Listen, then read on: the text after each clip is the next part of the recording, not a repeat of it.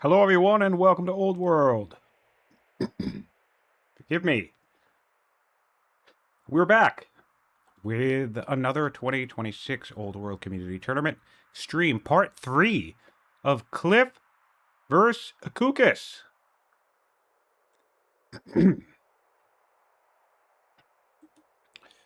Alrighty. I seem to be having some difficulty with my chat. We'll try to troubleshoot that at some point. But for now, let's get focused on where we are and what we're doing. Looks like we're getting Phalanx on turn 91 as a Yushi. So let's see where we're at here. No stirrups in this game. Fun. 81. Oh, 89 Bodkin Arrow. Love that. Cool. So it looks like at the Yushi we used our monastery advantage to shoot straight up to a Bodkin beeline. I like the thought of that. I like the thought of that quite a bit. One of the reasons why that makes sense to me is because you can basically spam slingers the whole time if you want, and very likely get them pumped out of that plus 1 level ranged shrine. All right, just give me 1 second. I'm going to see if I can troubleshoot this chat.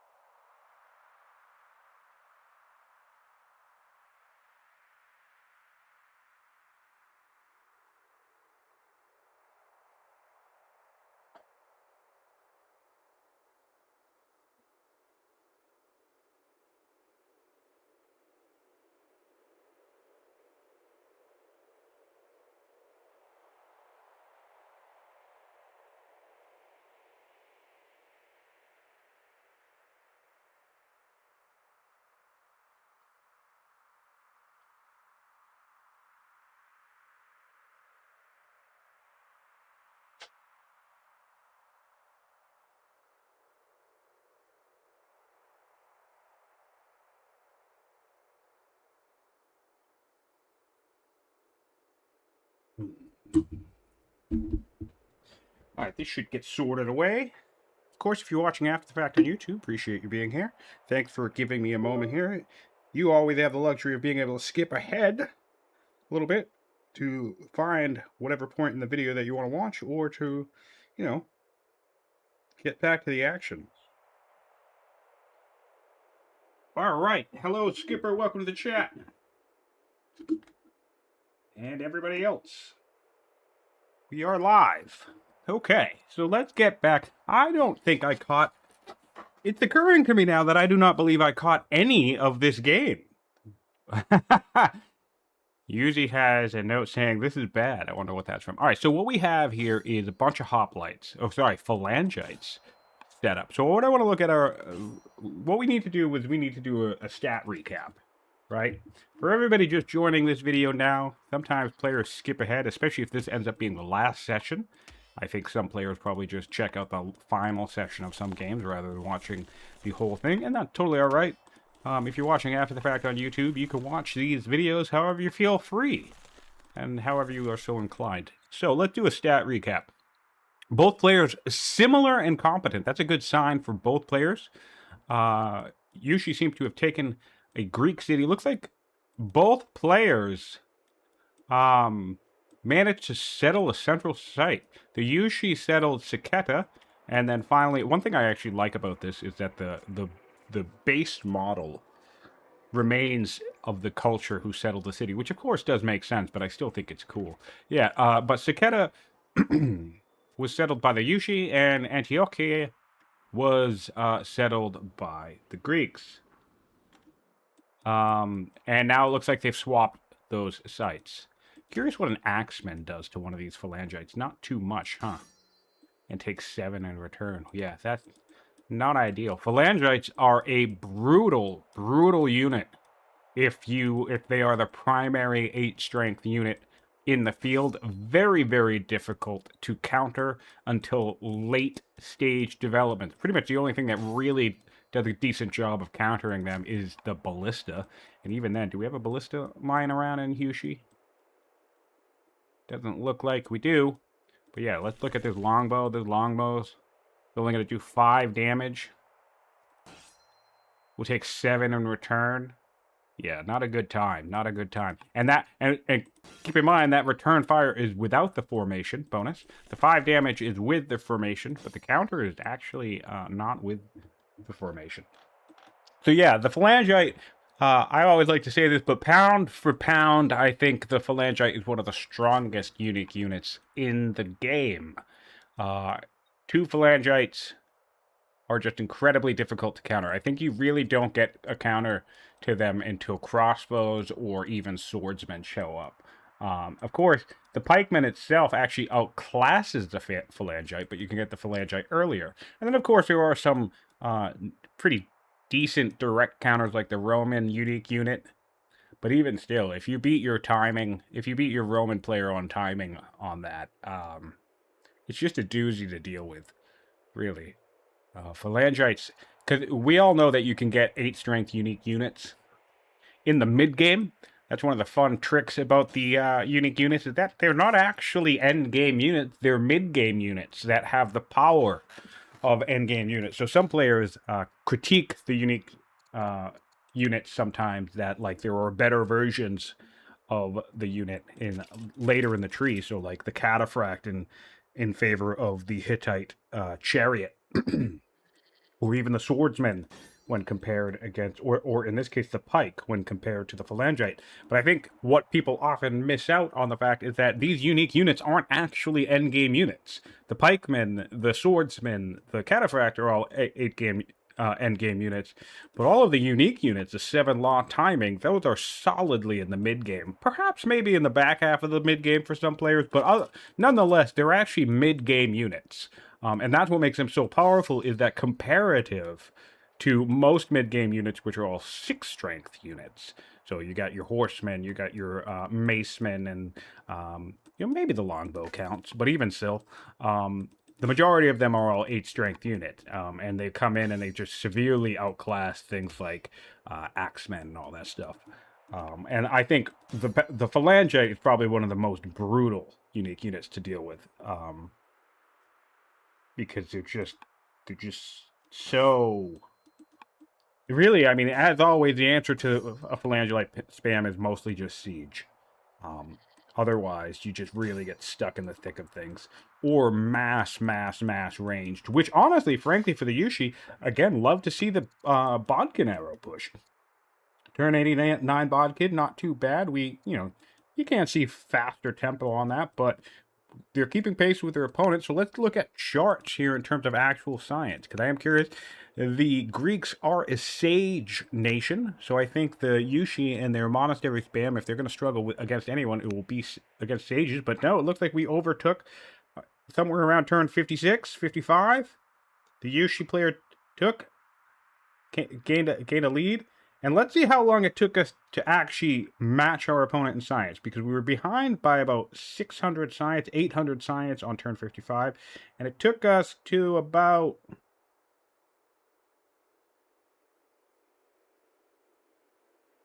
Honestly, we're still catching up.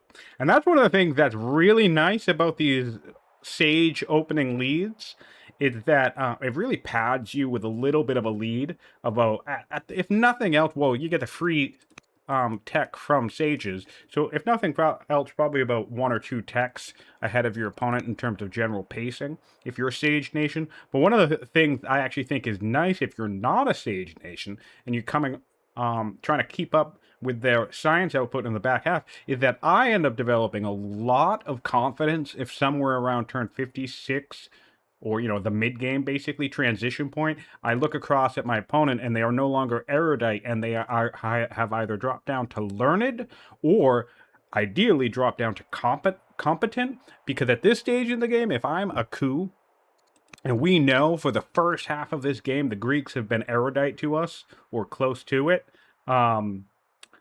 and now they're competent, that tells me that I've been overall outputting more general science. My science rate had either caught up or surpassed my opponent enough to slowly bridge that gap, because again, look how long this takes. On turn 55 is when our rate matched and began to exceed the Greeks, right? We were 700 science, nearly 800 science behind in terms of total science invested in the tech tree, and it is now 40 turns later, nearly 40 turns later, and we still have not actually surpassed them in total, in terms of total science invested in the tree. So you have to think of it in that perspective. If anywhere between turn 55 and now we've watched the Greek player drop from erudite to competent, that tells us that we've been ahead of them in science rate for quite some time in order to bridge that gap enough that they are no longer reading as ahead of us.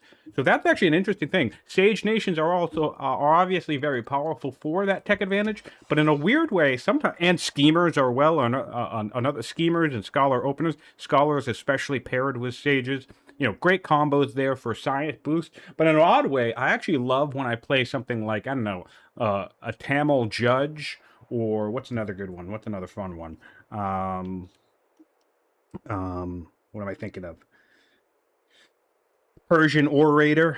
I guess usually schemer, but yeah, it's still using a schemer. But nonetheless, if I'm playing a non-sage nation, right, and then all of a sudden I basically have that as a benchmark for myself, I can keep an eye on my opponent's science output, and if I see them drop to learned and then eventually to competent, I know that overall I've been actually being, I have like a definitive way of kind of mapping my science pacing up against my opponent, which is really neat to have. It's a neat tool to have.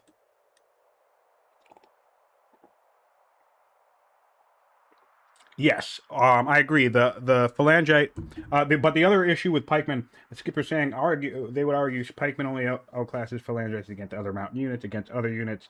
I think the 20% pulls a lot of weight. Yes, indeed, it does. I think what one of the concerns you have, though, is the issue of cost, right? Phalangites, in particular, as with any unique unit, costs a lot of training, right? So that's 160 training versus the 100 from the pikemen. And so basically, long story short, pikemen are way easier to spam than phalangites. You can get almost 2 pikemen, nearly 2 pikemen for the cost of 1 phalangite. In terms of training, it's 100 versus 160, so very close there. And of course, there's actually 50 more wood for the phalangite as well, which is less of a concern, but nonetheless, yeah, that's my main concern. In fact, ideally, I'm rushing out my 8 strength unique units and or have built enough 6 strength that I can kind of mass upgrade into the 8 strength version. Hard building the 8 strength unique unit is really tricky. And yep, Frederick chiming in to say pikes are a lot cheaper and faster to build.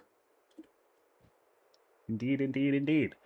All right, so anyway, let's get back to stat recapping. How are we doing on orders? I'm suspecting, yeah, as I would have suspected, the Yushi are a little bit higher than the Greeks. But honestly, the Greeks haven't been doing too bad for the first half of the game. Keeping up pretty nicely. Good job on Cliff for keeping his order economy up and running. I want to take out some wonders. We have the pyramids. That certainly helped. We have the Jerwan. That would also help. And did we get the pyramids next to, or the Jerwan next to our order shrine? Does not look like it. Let's take a peek. Where is our order shrine? Where's our Juron? All right, Juron's here. Yeah, okay. Yeah, so we did not leverage the order shrine. Order shrine, plopping an order shrine next to the pyramids is always a nice grab. Gives you basically 2 orders per turn for the pyramids, which is, I mean, as far as, you know, you could go for the max wonder spam adjacency thing with the king shrines. But if nothing else, if the pyramid's in the game, that's a pretty solid 1-2 punch for an extra 2 orders per turn for the nations that do have access to that king shrine. Always keep that in mind. We're getting hydraulics now for the Greeks. So yeah, let's get back to this comparison and look at overall tech tree. We know that the Yushi have sprung all the way up to Bodkin. Let's do a law count. Yep, makes sense. Often when you do deep dives like a Bodkin push or even going straight for pikes, I've been talking about stirrups a little bit lately. So often when you do these big pushes that are deep in the tree, so a bodkin rush is a really great example because it's an 8 strength unit. Also, keep in mind, fairly certain, although I might be wrong about this because the math shifted a couple months ago. I still think this is true, though. This still may be true. But pikes and longbows actually take the exact same amount of science. They should be somewhere around 3,200 or something like that at these days. I don't know what it's at these days because I don't have it all memorized anymore. Which is a bit more expensive than the 7 laws. The 7 laws... Well, basically, I'll tell you the old numbers because they were all buffed by a couple hundred each one. So the old numbers were bodkin and infantry square both took 3,000 science, and 7 laws only took as little as like 2,000 or 2,400 science in total to get 7 laws. So that's another thing that kind of paints the picture of the 8th strength unique units essentially being mid-game units when you think about it. But you can get to bodkin or pikes in a relatively similar, just a little bit slower time frame. But one of the things is if you're getting something like a bodkin beeline or infantry square beeline, odds are you don't have your 7 laws. So we do have a 7 laws on Greece and only 4 on the Yushi. I also think it makes sense to probably not lean too heavily into the 7 laws as the Yushi, simply because you're up against a Greek who's going to have the phalangites. Which doesn't mean that your Kushan warlords wouldn't be useful, right? I think that's a mistake that often gets made sometimes against these kind of perceived hard counters. Like, yes, you're going to have a bunch of spears and phalangites and anti-routing and all that stuff, anti-mounted against your opponent. But I think it's actually a mistake to not field any mounted units. So I'm happy to see a couple of chariots, quite a few chariots and stuff. Like these, I think are probably the bonus cards. Yeah. Yep, Kushan Cavalry. I'm happy to see that on the Yushi player because I think it's a real big mistake in any situation to ignore a unit type. I think we've seen time and time again that combined arms, like, if all other factors are equal in a scenario, so similar strength, similar order output, similar skilled players, and things like that, I think a unit composition of variety is going to beat, you know, a unit composition of like nothing but unique units, or, you know, maybe 2 unit types. So 5 unit types will usually beat just 2 unit types, right? Because you never know when you're going to break into a situation, like maybe kill a couple of spheres, and then that gives you just enough leg room to get in here. And look, this is still 11 damage on a onager, right? Come up here with one of your log bows, fire into it, you know, get enough leg room in here to get a chariot. And yeah, is that chariot going to die to a bunch of phalangites? Sure, but you feel a lot better about breaking into this position if you're not going to get blasted by a bunch of onager fires after the fact. So, yeah. Nice to see some chariots on the Yushi side. Nice to see some routing units. I definitely think it was really, though, a smart call to not lean heavily into 7 laws and to take our science output from the clerics. I'm assuming we brought in clerics. Yes, we did. And leverage a different target. And Bodkin Arrow is probably as good a target as any, because I think if Greece has any particular weakness, or pretty much any unit that has a melee unit, I think they're very vulnerable to ranged compositions, because there's nothing that sucks more than leaning heavily into your unit, to the strength of your unique unit, and having it be melee such that you're forced to bunch up, and also your window of opportunity to attack is very small. So like even these guys who can do like probably more closer to 6 or 7 damage to this axe, right? Because of the zone of control, we only can still do 2 hits with these dudes, right? Now, obviously, that for the Greek side of thing is going to show us the value of having ranged units. So I'm actually pretty happy to see quite a handful of camels on the Greek players' end, because you really, one of the biggest mistakes I see both Roman and Greek players make, pretty consistent weakness, that it's easy to fall into, is that they don't supply themselves with enough range units. So it's nice to see that we have actually a whopping 11 ranged units And we're just in the process of starting to build siege now, which is nice. So even before stacking siege, we have like a dozen slingers, 4 camel archers. That's pretty solid. These slingers will eventually be archers or longbows themselves. So really important to make sure that you have that poke to follow up and kill secure. Again, goes back to that idea of combined arms. Frederick saying, Bodkicks have growth on its path as an accelerator, which the pikes do not have. Yes, indeed, indeed. Although, honestly, I think it's relatively painless, because if we think about it this way, right? This is 1, 2, 3, 4 to get up to here. Then both paths need this, this. Only one path needs this, right? So this is the bodkins need 400 science right here, right? But if we swap this out and do, this is 100 and that's 160, right? And this is 250. So what is that? That's 500 science-ish, give or take, right? So this is 400 science. This is 500 science. I actually think you can just do beeline land consolidation either way, right? This is only 100 more science. You get a lot. And we're talking about a straight beeline. Like you have a scholarship. You're not doing a scholar on the throne. You're not doing anything else. And that isn't necessarily always how you should navigate the tech tree in some ways. And sometimes that's actually a bad idea, but it is doable, right? You can shoot up to land consolidation, do your land consolidation stuff, then do phalanx into steel, and then manor and battle line costs exact same amount. So we've only spent 100 more science to get to battle line, right?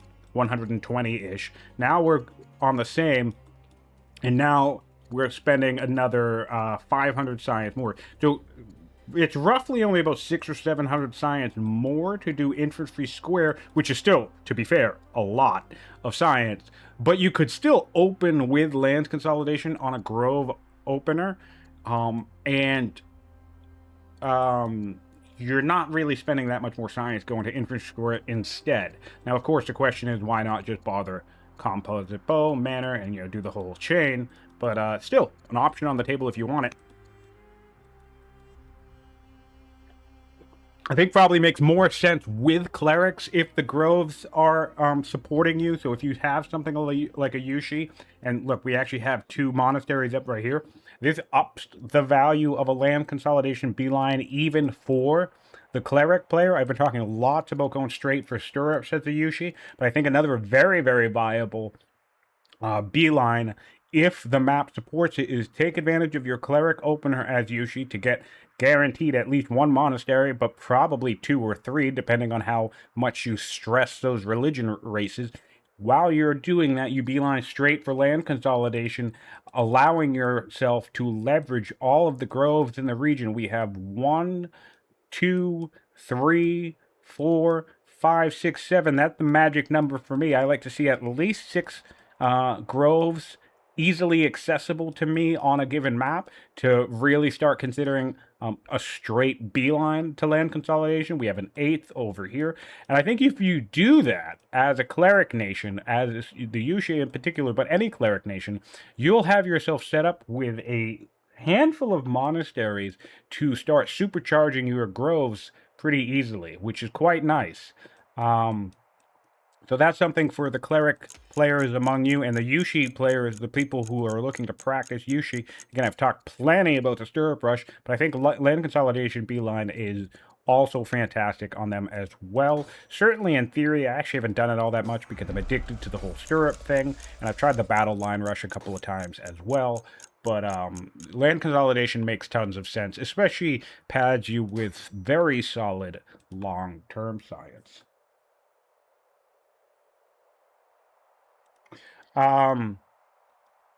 And let's not forget, if you bring in champions, where is it? Is it here? Is it here? Is this it? Yep, Shrine of Nana. So what we're going to have here as the Yushi, we actually did this on Akuukis' side, so very nice strategy here. Wait, will you work properly? There we go. This is the +1 ranged promotion, shrine. And this is one of the things that's very valuable. The Hittites have this possibility too. Even though the Hittites and the Yushi don't have a ranged unique unit. There's actually great synergy here because you can actually run the Bodkin Beeline. And now these guys are going to be coming out with an extra level. This guy's actually going to be coming out because of we have some apprentice officers and what? Do we have a strict governor? Yep, we have a strict governor. Check this out. This longbow is going to come out with a free level and 150 XP. That means they're 50 XP away from the next level. If they got at least one of these apprentice officers into an elder, that would be 2 levels every time they produce a longbow, and they can make them in 3 turns. So that's, or less, really. Basically, this is 50 training, so this is essentially a 2-turn longbow.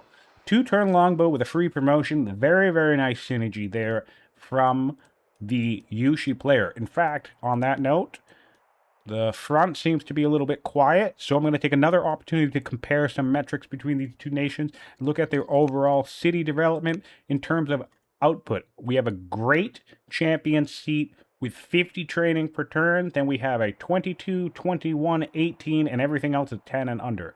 So my bare minimum benchmark when I'm thinking about decent training cities is about 20 training. I think if you can get to 20 training in a city, that is relatively solid. And the way I want to conceptualize that is that can basically spam most units before the end game anyway, in about 4-ish turns. So like if you think about an 80 cost unit like a chariot, 2, 4, 6, 8, that's 4 turns, right?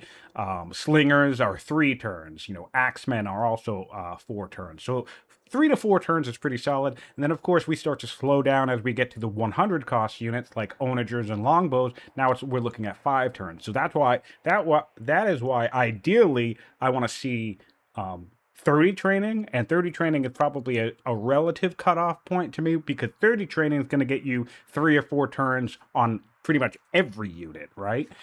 Which is really nice. Now, that said, it's awesome to crank the occasional city up to 50 or higher, because then you're reliably getting 2 strength units. It just becomes a question of how much investment is it taking you to develop this versus are you slowing yourself down in overall unit production? So anyway, the point being is we have a really solid champion seat. We have 2 20s, and well, we might as well call it 3 20s, because I'm sure we can pump that up with like a governor or something. So comparatively, we have to look on the Greek side of things now. The Greeks have a 40 and only 120. Okay, so currently, in terms of overall, there is a 16, a 13, but really, we want to count everything that's close to 20. So at best, but would really be stretching it with the 16. I gave the Yushi the benefit of the doubt, pushing that 18 up to 20, but I don't know, would be stretching it a little bit further to call this 16 at 20. So really, we only have a 40 and 120 compared to a 50 and arguably 320 production cities, training production cities. So that's good news for the Yushi in terms of overall output. And then again, we have that extra efficiency of our main champion seat. The unit that we're intend to be spamming is going to be coming out with an extra level. Let's see if the Greeks have anything going on in their neck of the woods that synergizes well for them. Our champion seat is our capital. We're bringing out ballistas. And they're bringing everything coming out with only 20 XP. No fancy tricks here, but ballistas are certainly quite nice. 3-turn ballistas, not too bad.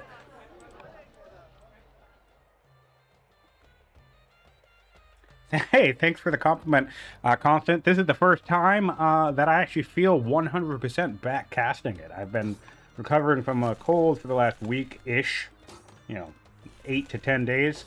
And it's been really annoying. I still feel a little bit sniffly, but at least my energy feels back. We're getting stirrups now as the Greeks. I actually kind of like that. That could be interesting.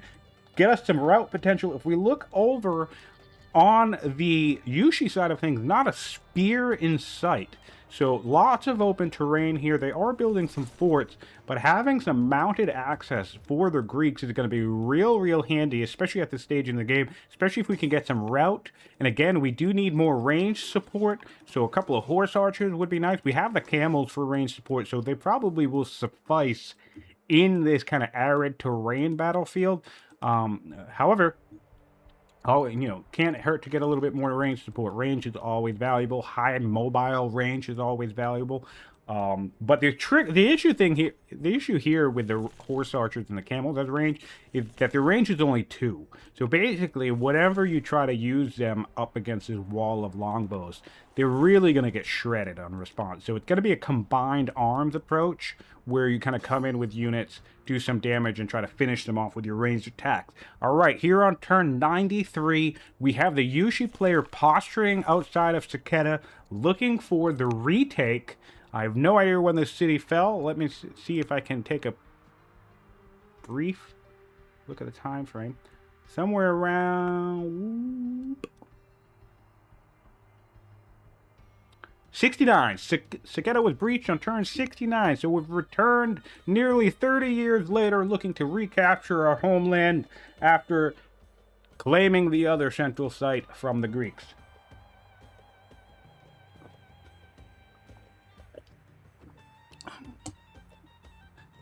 Also, let's do another order recap. I think we're on 40-something for the Yushi. Yeah, 42 for the Yushi versus 33 for the Greek. Order dominance in war is always very good. Let's look at overall economies. I haven't done that yet as well. I'll do it the easy way. Greeks are looking at 140 wood per turn. That's actually phenomenal for wood. That's an insane wood output. What the hell? Oh, we're getting watermills up and running as well. That's crazy. Wood is actually currently the most expensive resource on the map next to metal. So that's going to be good news long term. Could probably afford to get some mines up and running in Greece. So, however, because we only have 50 iron coming in per turn. The Yushi ranged horde has killed 2 units at this point. 3 spearmen. Nope. Just 1 spearman. And then I think a militia.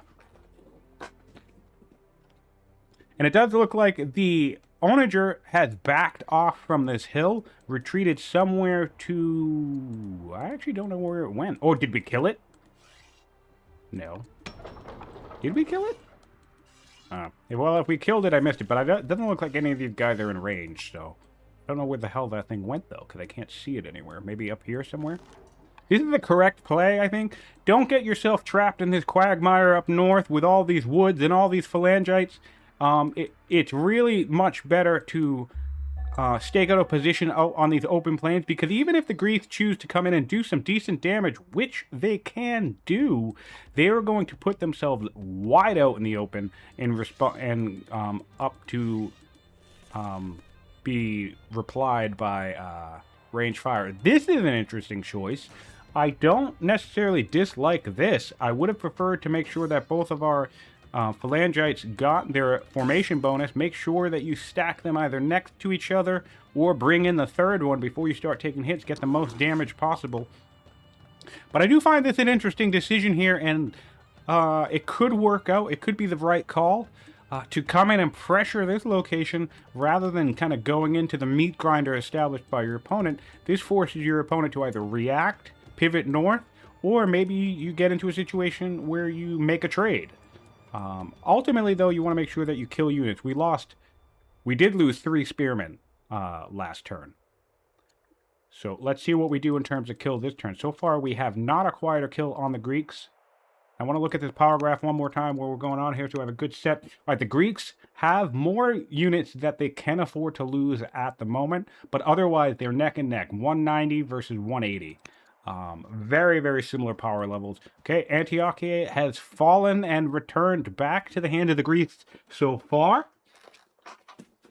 And I believe that was our first kill, but that did take a lot to achieve that. Let's see how much danger we could be in if the Yushi player decides to move north. Some of these camels could go down. We did love the positioning of the onager right here. Look at that. I love how we migrated this onager northward, and now it's staged right outside this battlefield. So as we reclaim this territory, creating a little bit more of a kill block. There's still a lot of safety for the Yushi ranged unit to step outside and take some kills here. But no, really nice positioning overall from that onager, because if you do retake the city, you'll be able to blast the urban down. I fully suspect that the Yushi player is going to just allow that to happen and retake Saketa. So it's really cool to see these two nations trading these cities back and forth. So back to the economy check between both nations. We have 159 wood on Greece to 91 on the Yushi. We have 86 stone on Greece to 108 for the Yushi. 54 metal to 106 for the Yushi. 64 food to 94 for the Yushi.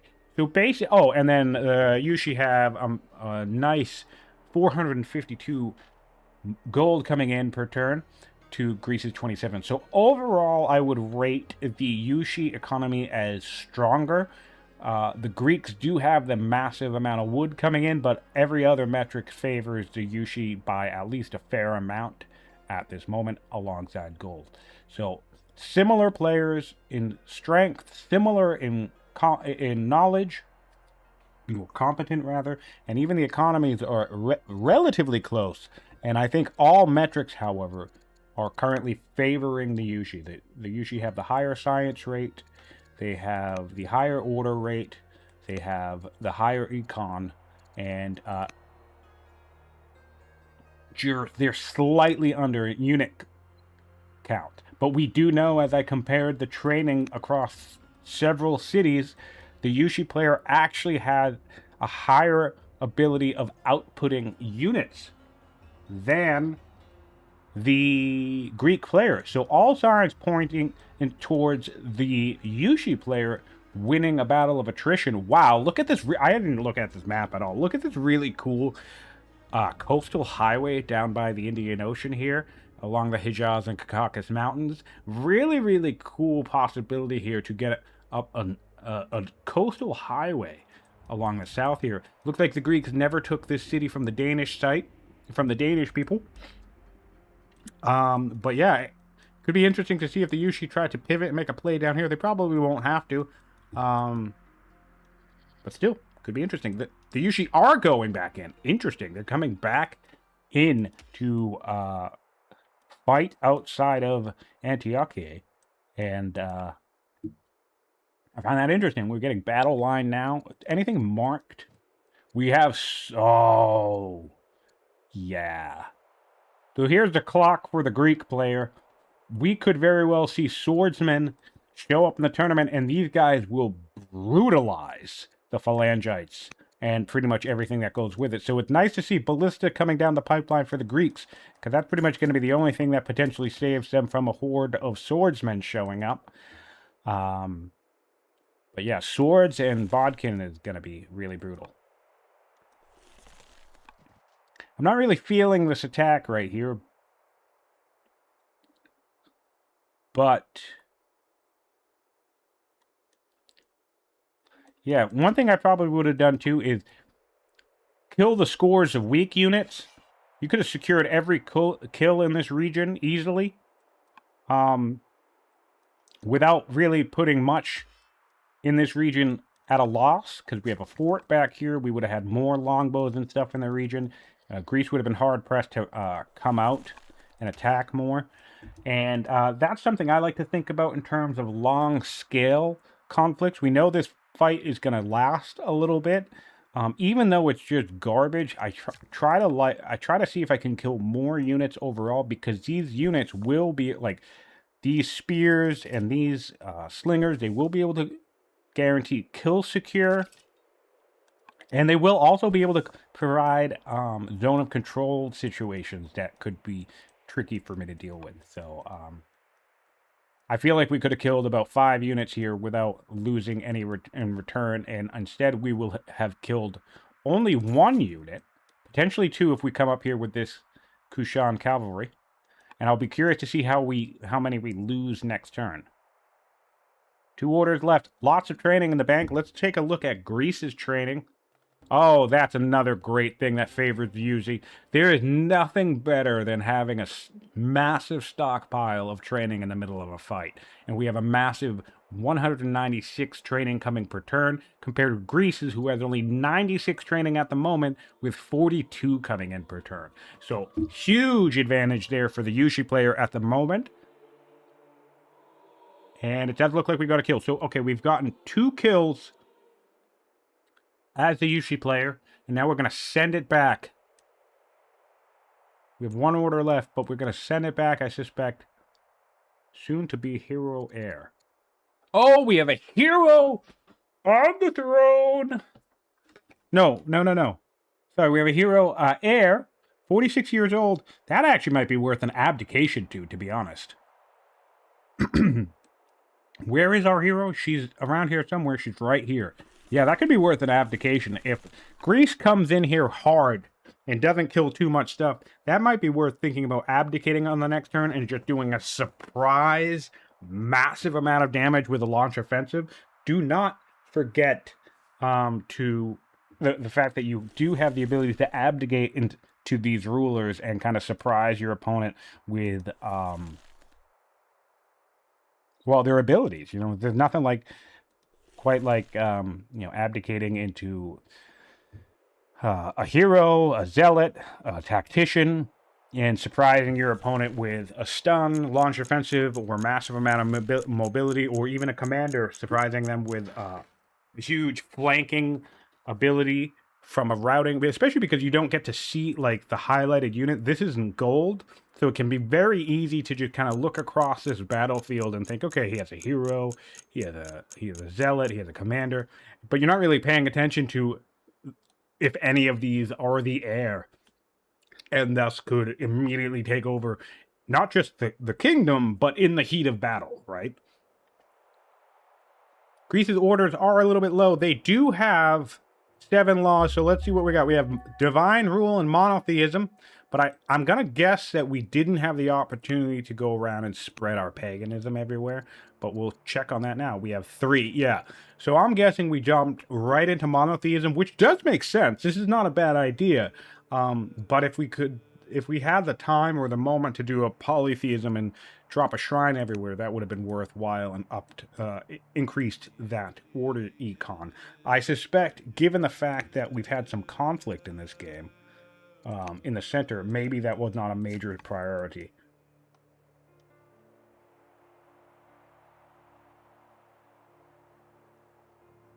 Yep, commanders get that 10% infantry bonus too. That's an easy thing to overlook. That's one of the, I actually love, Greece tends to spit out a lot of commanders for me, and I love having a commander on the throne alongside the hoplites. They just are so hard to deal with, especially if you have commander generals along the hoplites. That basically gives them plus 50 defense. So imagine all of your hoplites and phalangites walking around the map as if they are carrying a fort with them. It's disgusting. It's so brutal. One of my favorite units in the game. All right, we have a route chain coming up. So we've lost 3 units to the Yushi player. Let's see how much we can take off them this round.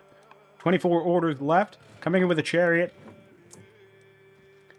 Going back to the combined arms concept. Very important to make sure you have access to route, have access to ranged poke, and having access to panic, pierce, cleave. All of these special abilities really make the tactics of this game come together in a beautiful way, because as we all know, most units pretty much always end up needing 1 to 3 damage in order to kill them off.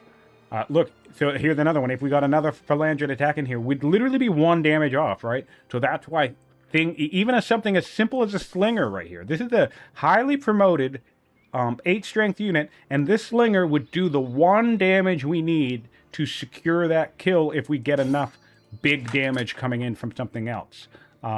So very, very crucial to have ranged units, and don't knock the idea of having, just the odd slinger lying around. We call these trash or garbage units, but really they come in super handy. Nice kill secure there from the 2 camels. Really leveraging range from the camels there as well. That's 4 kills, 3 axes, and a heavily promoted longbow, which is quite nice. And let's not forget, I was talking about abdicating into the hero next turn if Greece advances. That was our hero ruler, or heir, rather, for the Yushi player. So no fun surprises or tricks will be coming out of the Yushi player next turn.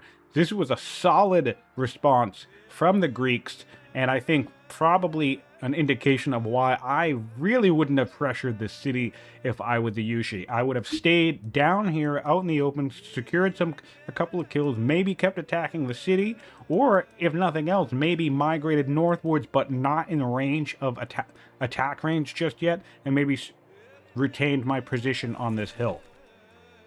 And kept forting, maybe started creeping some forts out into this neutral territory. Can always be a risk putting forts out into neutral territory, because it's just the worst thing in the world when your opponent kills your units on them and then takes the fort over for themselves. However, it's always a viable strategy if you have confidence of being able to take and hold the field. Dealing with a fort is always a nuisance when you're up against a strong opponent. Would love a route chain to just obliterate this workforce. In fact, let's look at politics. I haven't looked at politics yet. Politics in Yushi land, or the Kushan Empire. That's funny. Yushi land. Anyway. Alright, great. We need to get our champions on board with Judaism, but otherwise we're pretty solid across the empire. And in Greece, things are terrible. Wow, we actually have Hindu artisans, which is great for Yushi. But everybody's actually having a bad time for the most part. We have a cautious, forgive me, Sage's family, but what we really want is good opinion on our champ's family, and we just don't have that. So, all right, passing back to the Yushi this turn. Already spent about 10 orders, not sure really what on, maybe getting units up to the front line, which would make sense. If you're trying to reinforce, always pull from the back. And what I mean by that is, like, if you ignoring the actual battle for a second, if we're trying to get everything to the front line, my preferred strategy is to grab stuff farthest away and move it up, and just kind of work from the back forward. That way, if as I start to run out of orders, let's say I had only 1 order left on this guy, I might land here, but everything else land in this region. So as I do that again next turn, we get everybody closer and closer to the front line. But back to this battle here. It looks like we've secured an... Oh, nice! I missed this. Sorry, I was talking about that strategy here, but we came up with an axe. There was no zone of control up here, and with some flanking, and we secured that onager kill. That's not too bad. I feel like we're going to pay. Maybe. I feel like we might lose a Kushan for that. I'm kind of not keen on that. But gets us free from the onager fire, which is nice. Really intense battle. Wow, we picked the right time to tune in to this. 16 of you in chat, thanks for being with me live. Glad you're all here. Hello, Jason. Hello, Blunt Magic. And Frederick, of course. And anybody else who popped in. That's all I see named. Oh, and Gambler. Nice to see you, buddy. Of course, if you're watching after the fact on YouTube, hop on Discord, join the action. Discord link is in the description of this video, and if it's not working, feel free to let me know, and I'll go around and amend that. We have our 3rd kill here, so we've killed a camel archer, an onager, and a phalangite, and have recaptured the city. So this is remaining contested for now. And we lost, how many units? We lost 4 units last turn, so it looks like with 14 orders left, we should be able to equalize that at least. I love situations like this where you can just get a kill without moving a unit. That's one of the things that's so great about longbows, is they are incredibly order efficient. We do not need to move this commander. We can just go boop and kill this guy, which is really quite something. This is actually looking like a nice win here for the Yushi player. Nice. Getting the phalangites down. 2 phalangites down. Really, really good. Compared to last turn where we lost 3 axes and a longbow. So in terms of 8 strength pressure, So far, the Yushi are doing better here. And I think in terms of overall attrition, because let's not forget that we're doing 2-turn longbows, and currently we're bringing out a camel archer again. Phalangite in 8 years, Chariot in 4. Yeah, so far looking really, really good for the Yushi player because we just lost a longbow last turn, and next turn we're going to gain a new longbow. Always another thing to consider in these situations, if you can't get up and secure a kill, or you don't want to, I mean, actually, I would try to get this Chariot down with this archer right here, back here, put him out somewhere around here. Make sure we can take that routing off the table, because if you look across the battlefield of Greece, right, you can see we have no eyes on any routing units. So in a situation such as this, when you're in the heat of these thick, intense battles, keep an eye. We talked about unit composition. Keep an eye on the composition of your opponent. All right, nice. We went in with a Chariot. I don't really like that because the Chariot's going to die. I would use the Archer. We need our own routing mechanics.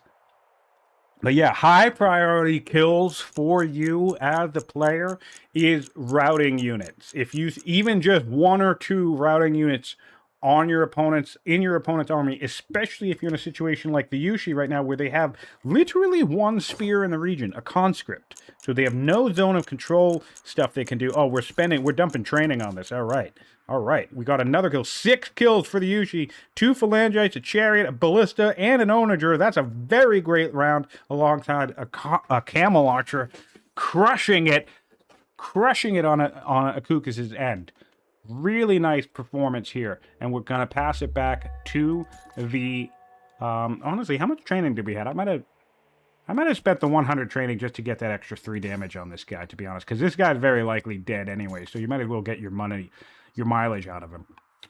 But we're headed back to the Greeks. Greeks have 40 orders per turn, so that's actually a nice pickup. Let's take a. Well, no, they're still 10 orders behind, but still.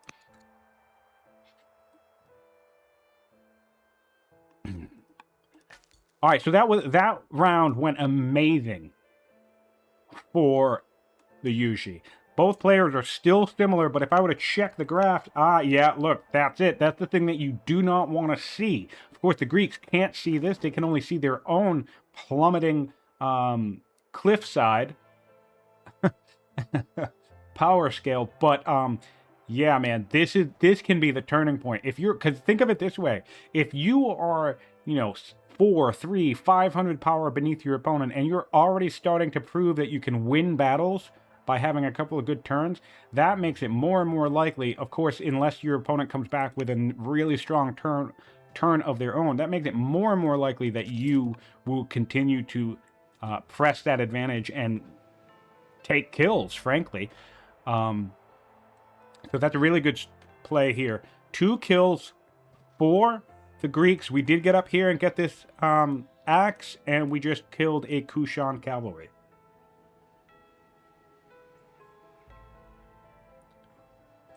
Yes, victory points are often deceiving, yes. Don't get me wrong, wonders can be handy. Pyramids and Jerwan are both great pickups. I assume we have Jerwan in... Oh, actually, Jerwan's in a champ seat. Often we see Jerwan in Sage's cities. So that would have been a sensible synergy here. But either way, still a good pickup. But yes, victory points can often be deceiving. It ultimately comes down to who takes the field.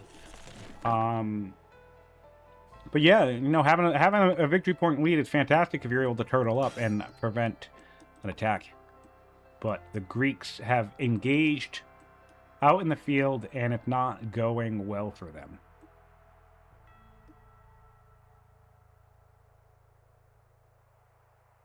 Well, the thing about the point victory is basically they're a timer. If you let your opponent, and it's super annoying, because if you let your opponent sit back and secure half the wonders in the game, and say the first half of the game, it's like, yes, odds are maybe you can attack them and, you have a stronger army or whatever else because you've been putting your economy in other things, right?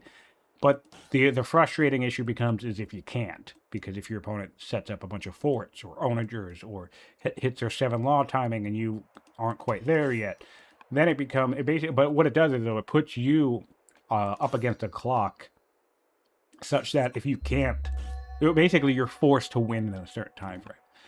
which also I think can cause players to make mistakes.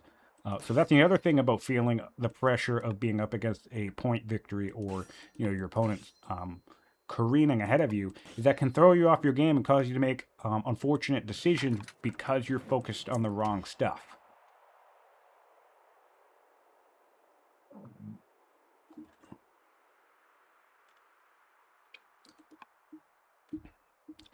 I think this is a fine time to grab Portcullis.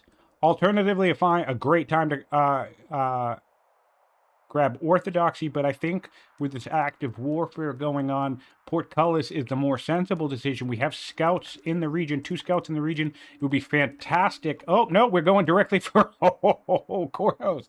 Yes, and I love that we're neglecting the free longbowmen, and we're sticking on our path. Free longbowmen is a great bonus card. 2 longbows, fantastic. However, we can already build our own longbows, and we can do it every 2 turns. No point in wasting time grabbing the free longbows. Do a quick cycle to cohorts. I forgot that we were a scholar. Makes sense. And yeah, we have a decent enough vision. But I do think Portcullis is a good grab at this stage in the game. Nothing like having a couple of agents not even back in the capital, but like when you're fighting outside of this type of city on this front line where we have all this vision, it's amazing. It's really, really valuable to have an agent in these mid cities so you can see what's coming down the pipeline, and it affords you the ability to make fantastic decisions and attack with great confidence if you can see like 40 tiles worth of the general vicinity that you're trying to attack into. But yeah, man, getting cohorts in 8 turns, that will certainly signal the death knell of Greece. Though I think a smart play here on the Yushi players' part would be to kind of keep them engaged. Keep the pressure up on the Greeks and keep them spending their orders, keep them focused their build queues on, what we're going to see here as phalangites. Yeah, we're seeing the ballistas drop. Maybe take an opportunity here to thread in a couple of Kushan cavalry or chariots. Even though we can build longbows, the thing you're going to be concerned about is ballista. So I actually think it would make sense to pop out a couple more of these mobile anti-siege units, just to ensure that you have the ability to move through the lines as your swordsman's cutting down phalangites and make sure you secure these siege kills that could give you a little bit of trouble. But so far, I think this is all signs are pointing to me for a potential Yushi win here. Looking very good for the Yushi. Seems like we're backing up. Although I guess we'll get Saketa in the meantime. I would have loved a route chain on all these workers, by the way. I would sacrifice a couple of units for this, because that will irreparably damage these are all champion workers. I can see that these are all champion workers. I can also see that the champions are only cautious in Greece. And I would be able to see this as the Yushi player.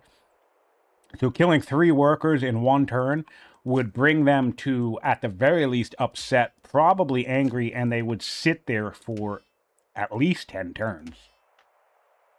Strength comparison is still similar.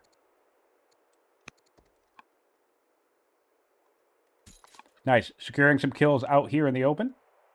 Nice, nice, nice.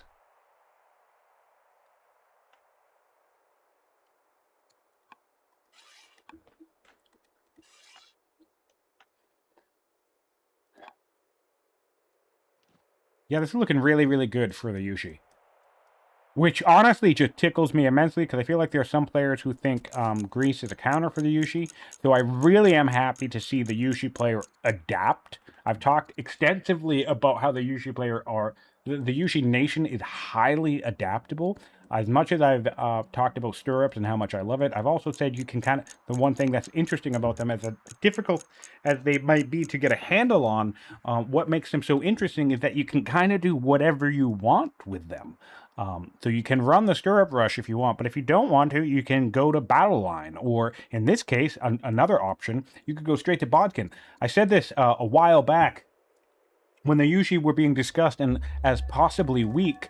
And one of the things I was talking about on Discord, I was saying how the thing that I like about the Yushi is I can automatically imagine like at least 5 different ways to play them, and that's a lot of variety. Which isn't to say that you can't play, other nations in 3, 4, 5 different ways. But I think some nations really lend themselves to a particular play style. I think the Greeks, for example, the Phalangites just so strong that it's hard not to do the 7-law push and just crank them out and just go beat somebody up. Or Egypt is another one. The mounted lancers are so mobile and they're so difficult to... they're so easy to overwhelm opponent. It feels very, very hard not to do a 7-law timing push on Egypt and just go swarm your opponent with a bunch of mounted lancers, because that's similar to the stirrup thing. That's a thing where the spears aren't really going to save you, right? You're going to come in with a bunch of 8 strength mounted lancers that do range damage, and typically at most your opponent is going to have a bunch of spears set up, and you'll basically 2 or 3 shot every spear. So it's nightmarish to deal with, to be on the receiving end of a well-timed mounted lancer attack, which makes it basically hard to not want to do anything else when you play those nations. But the Yushi is so adaptable. You could do 7 laws if you want. You could do stirrups instead of 7 laws if you want, or instead of 4 anyway. You can do a bodkin timing. You can do a battle line timing, and now we're actually about to see cohorts. This is actually one of the very first strategies that I used against Ninja back when crossbows were nerfed, because there was this assumption that longbow supremacy was going to become the new meta. So I went into a game against Ninja with him basically saying there's no reason not to spam longbows, and so in response I just went to cohorts. And longbows don't do very well against swords either, so that was fun. Oh man. And Ninja, if you're out there, buddy, we love you, we miss you, and hopefully you find your way back to us someday.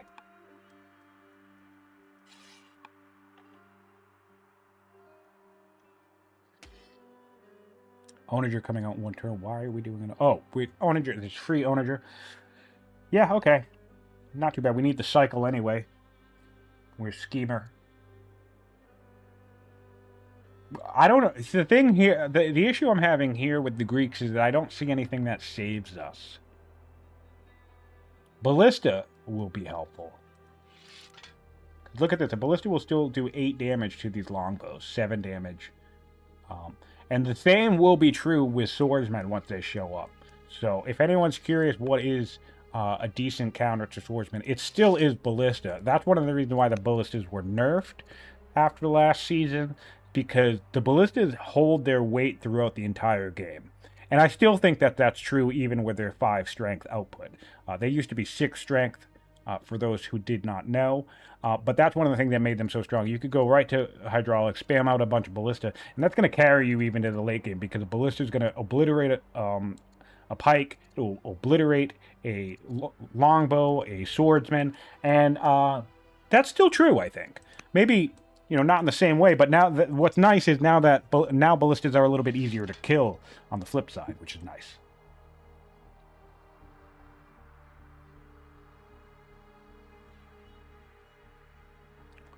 But yeah, this is a ballista that can do 9 damage to this longbow. So yeah, ballista can still save the day for the Greeks, which is another reason why I would love to see a few more mounted units coming out of Yushi.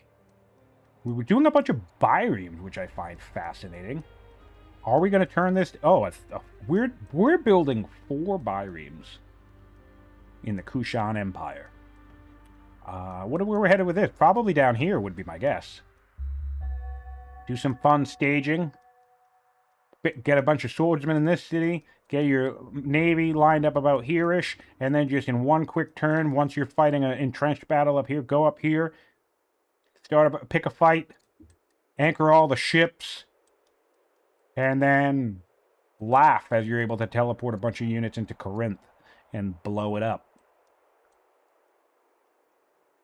I love stuff like that. 7 turns until cohorts.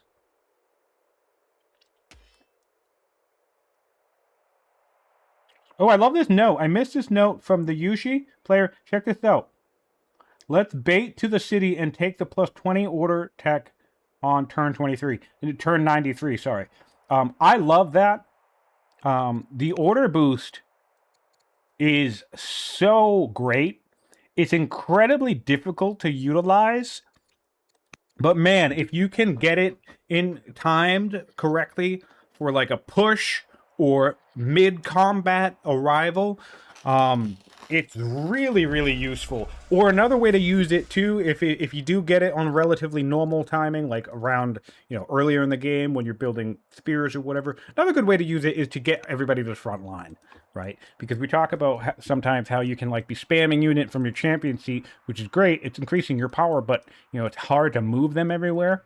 So the order boost is always also useful for troop movement, troop relocation. You pop out that order boost, you can still move your workers around and do scouting or whatever else you need to do in that turn, but you can move like 5 to 7 extra units where they need to go on one turn, which is quite nice to get straggling units back from your core towards the front line, towards your opponent. Okay, Sakata has fallen. So that's 2 cities to the Yushi in the last 5 years. Very, very strong fight. Claiming this open plain, this central plain. I really like the way some of these battlefields kind of lay out. Some of the map gens that we've had have just been so cool, and they've really created some interesting terrain and tactical opportunities for our players. This is a archipelago map. Which mostly we just have included in this map to give us another continent option. I think, technically speaking, we have like 3 different continent scripts. There's the regular continent, there's the donut continent, and then there's the archipelago map, which is structured in a way to always generate some type of continent. So for those of you who are in the community, if you could guess which is one of Alcaris's favorite map scripts, I'll give you a hint.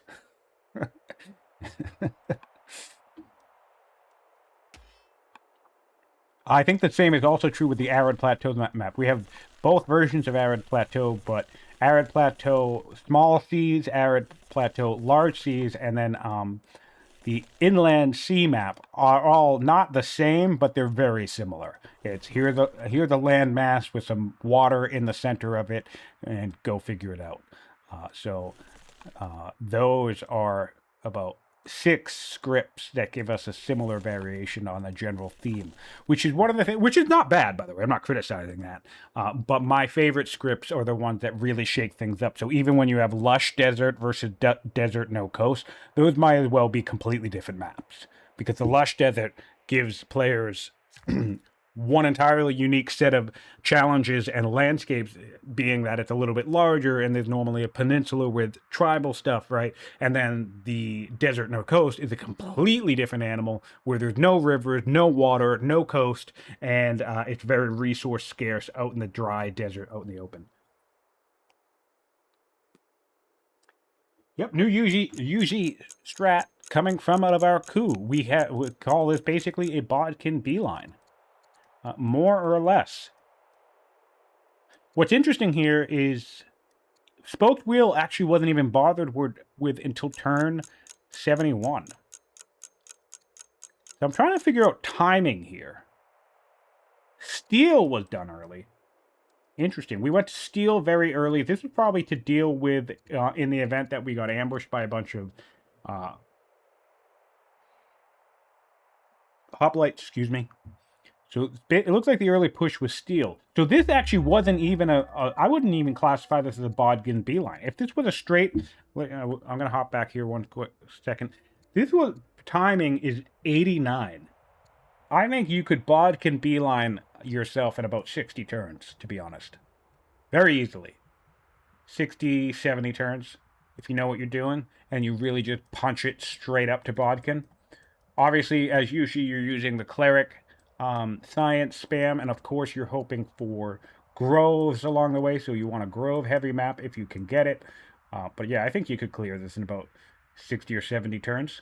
We did not straight beeline for that in this game. We had steel, we had spoked wheel, we had what else is not on the path? Monasticism. We had what else? Labor force, navigation. All of these make sense, by the way. But these are all things that are not on that path, and all things that are not part of the strict beeline. So you could set yourself up with Bodkin super a lot earlier than we see. Oh, doom coming to the world, an omen of doom for the Greeks. The volcano on that side of the map has exploded. Is it an omen for the Yushi, or is it an omen for the Greeks? Time will tell.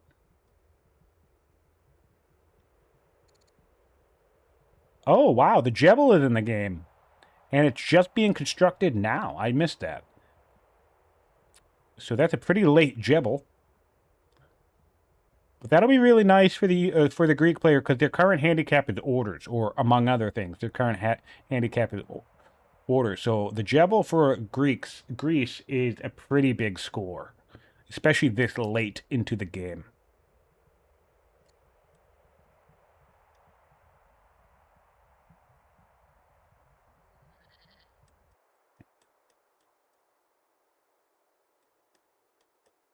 Cohorts in 7 turns. So we turn 105 cohorts. Honestly, I need to check that save to see when I got cohorts. Because I feel like you can do that a lot quicker, too, if you're relying on mostly cleric science. And, of course, groves. So you do the cleric monastery spam, groves. Get all the way up to manor, which we could do about 50 turns, because we're doing a Bodkin beeline, right? But then if you don't even do that, and then you just do battle line into cohorts. Yeah, I'm curious. Probably turn 80. Turn 80 swords would be pretty brutal. I mean, swords are just devastating. I think swords are one of my favorite units in the game. They obviously don't see all that much use in this setting, mostly because games end early. You know, despite a handful of recent games really pushing into that marathon session status, I still think we're at a state where most of the games are ending in less than 100 turns. Let me take a peek if I can actually pull that stat up from our tournament. Of course, if any of you know that, it would be interesting to know. Stats.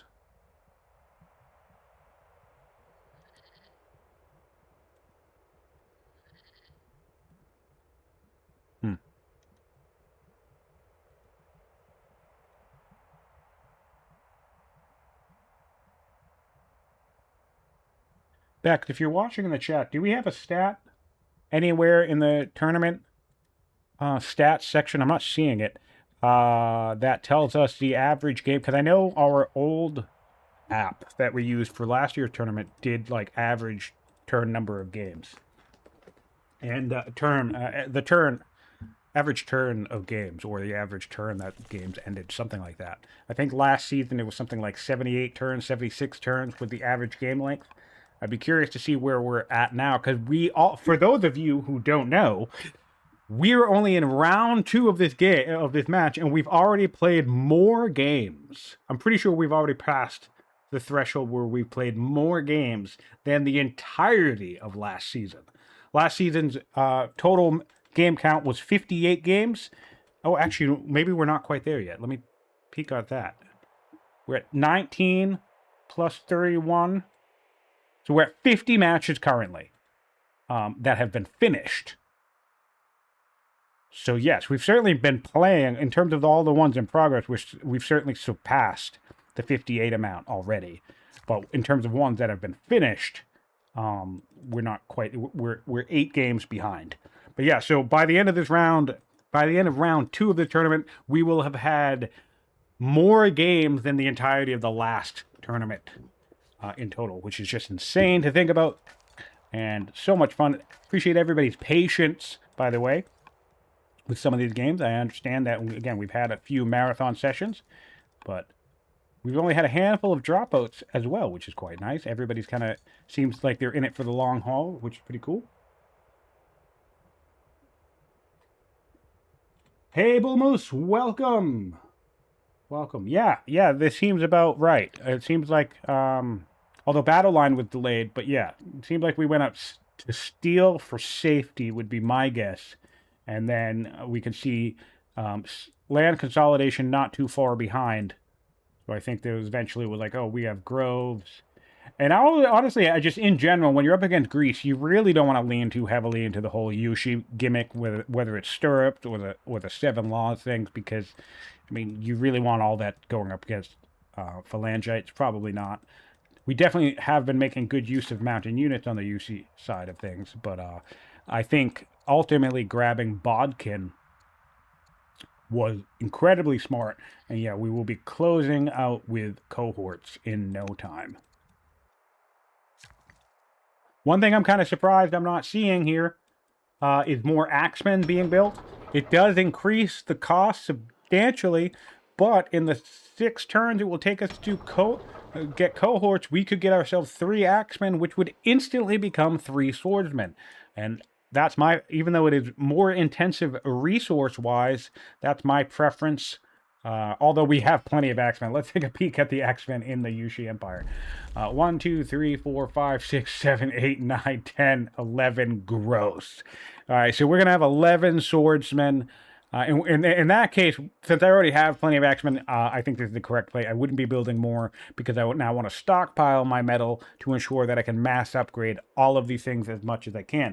I would also be doing rally troops right now. That's another thing I would be doing when preparing for a power spike.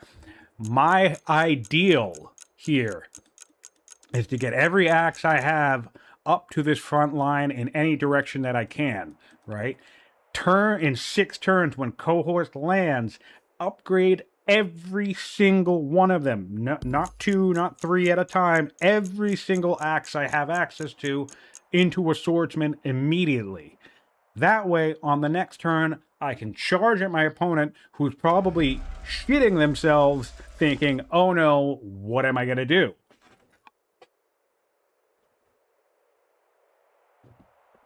$220 RM for the upgrade. I think it's more than... Yeah, wait, no. Yeah, I think so, yeah.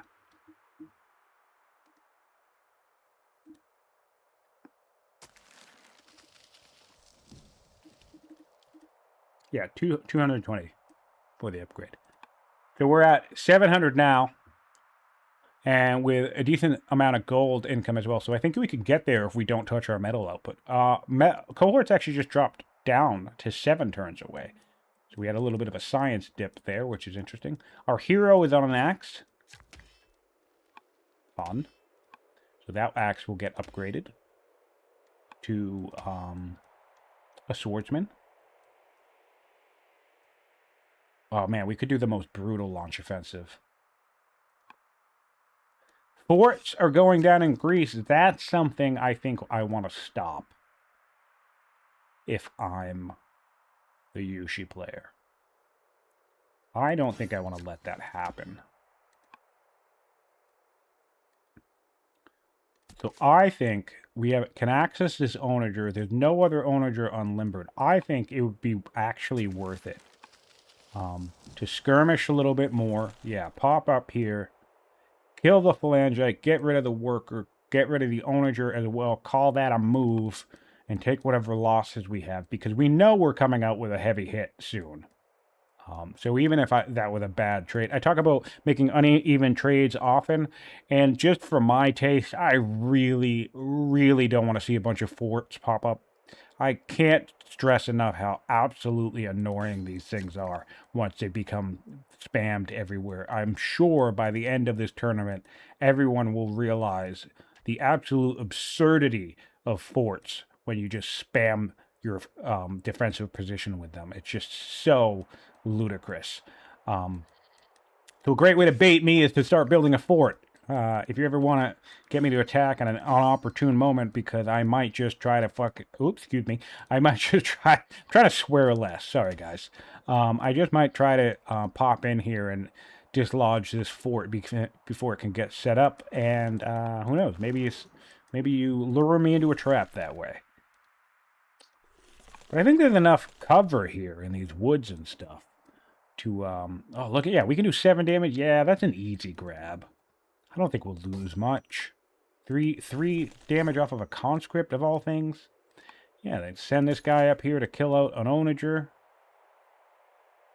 Yeah, and there's woods around. Even this onager wouldn't do too much damage to the stuff that goes for that. I think that's worth it. What do you guys think? Do you think it's worth it to kind of push on this guy a little bit and say, hey, no, don't build any forts?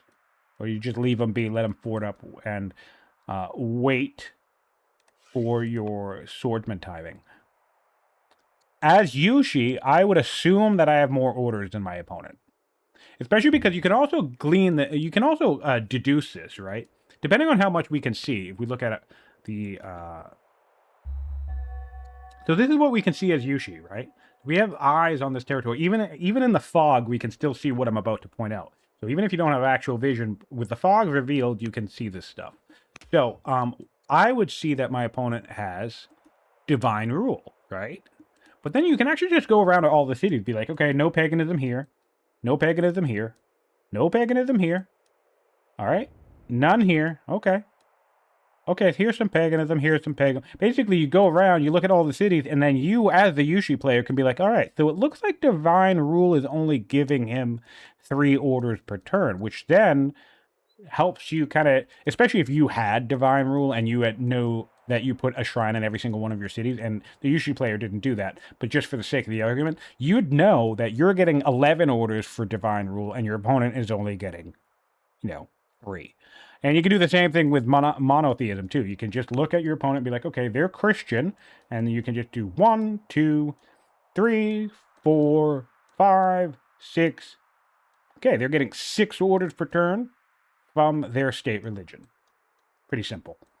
A little bit of bookkeeping, but relatively simple. So that can give us, and plus we're Yushi, we get a free horse in every city. So that can give us some confidence that maybe we have a better order economy. And, yeah, allows you to make the call as to whether you want to skirmish and make an uneven trade or get your opponent wasting orders, keeping themselves fixated on the front line. Yeah, 1 road tile to just circle. You just kind of do a little do-si-do in this region. And we're back on the Yushi turn. 1 turn till we take Sageta. Put riders up north, that makes sense. What are our options here? 3 clerics, 3 champs, 3 riders. Okay, perfectly even across the board. No harm in dropping another rider city here. And then probably riding champions the whole way in. It looks like we got some forts here too, which I like. I'll be curious. The power graph doesn't really tell a tale of early conflicts, maybe around here. This, we didn't see this. So it looks like a little bit of a power dip. But I'll be really pleased with our player if these were preemptive forts, because this is the type of stuff that I like to see. It really only takes 1 turn to toss a fort into your overall build order for your workers, and something as simple as these 2 spots can go a really long way if your opponent's trying to do something like an early timing push, because you have to think about the fact that most early timings are not done with mass-produced hordes of units like this. They're usually off the backs of something like a unique unit bonus card, or like a mass upgrade of, like, maybe we took 6 to a dozen slingers and we turn them all to archers, things like that, or other bonus cards like the ballista, right? So they're kind of done with like crack smaller forces of like a dozen or so units that are leveraging a particular amount of power to say, all right, I'm going to swoop in with this force and it's going to overwhelm you before this game can even really get started, right? That's most kind of rush dynamics. or power spike, or mid-game or to early power spikes. And really, in terms of the math of what you would be typically expecting to be able to do or dish out against your opponent, just a handful of forts can really screw that up, because you're expecting to come in and one-shot stuff or two-shot stuff with your ballista, and suddenly a unit on this tile can't be killed in 2 hits. It actually takes 4 hits to kill. So the math, the orders, the damage, it's all thrown off. So I'm a big fan of preemptive forting against reliable opponents that rush me often. Again, referencing Ninja, someone I used to practice with quite often, and he was a very aggressive opponent and a very skilled opponent. Oftentimes, some aggressive players can kind of kill their own game with their aggression, but Ninja always managed to be aggressive without ever really falling behind too much. But one of my answers to him very often was building preemptive forts, just in the event that he does show up early, all of a sudden his math is wrong. And he even said to me one time that he really needs to learn how to get better to fight against forts because they mess everything up. So another shout out to the forting mechanic there. As much as I can't freaking stand it, man. I tell people to use forts because they're good, but I just hate them so much. They're too good. 20 people in the chat. Thanks for hanging out with me this Thursday. In fact, I guess we're occupying the old Mohawk community, no, Mohawk stream.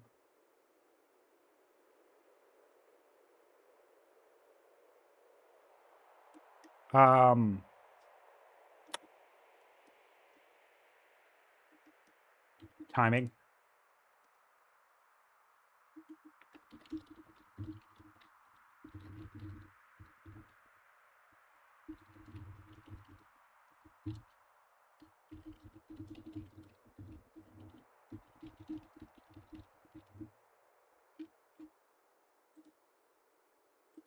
Oh, whoop. No, I just responded to a message that's like 6 months old. Never mind. My bad.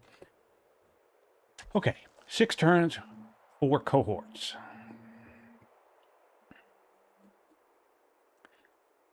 How many ballistas are coming out? 1, 2, 3. 3 ballistas. That's a good sign.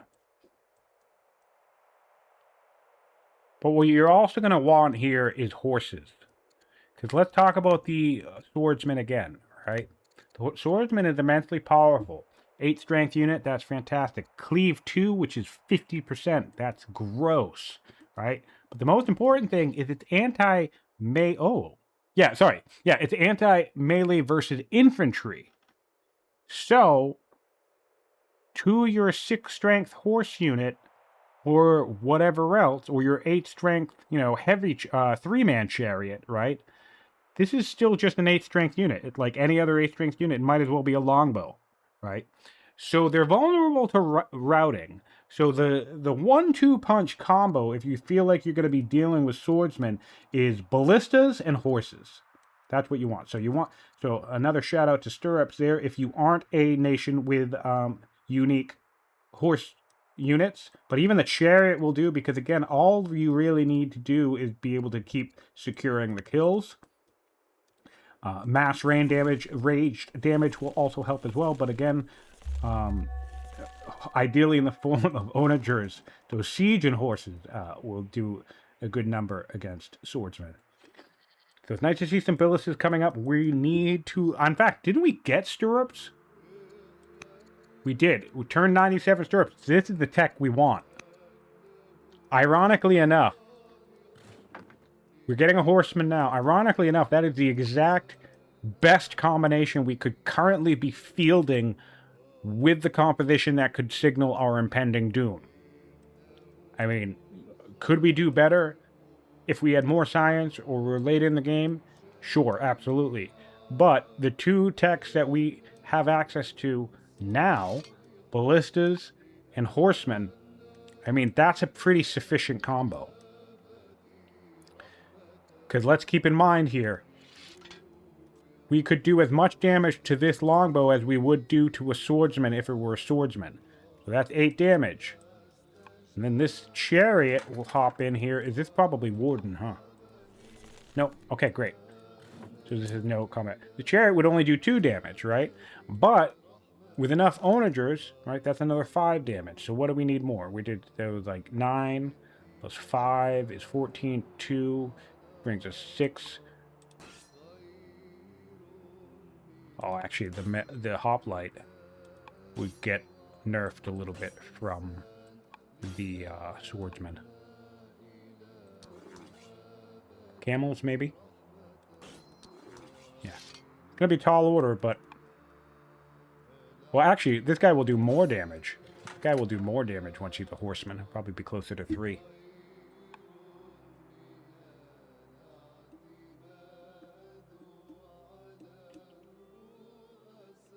Alright, Cicada has changed hands. Officially belongs to the Yushi now.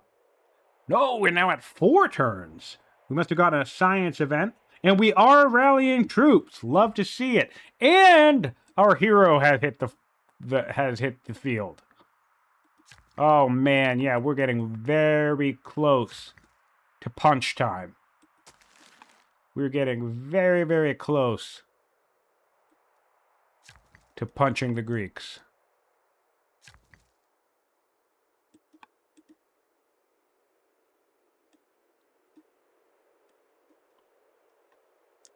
Yep, not looking great. Roading along this territory.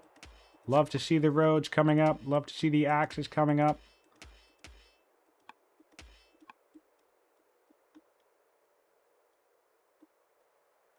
Portcullis on the Greeks. So the portcullis, so the Greeks can start to see what we're doing.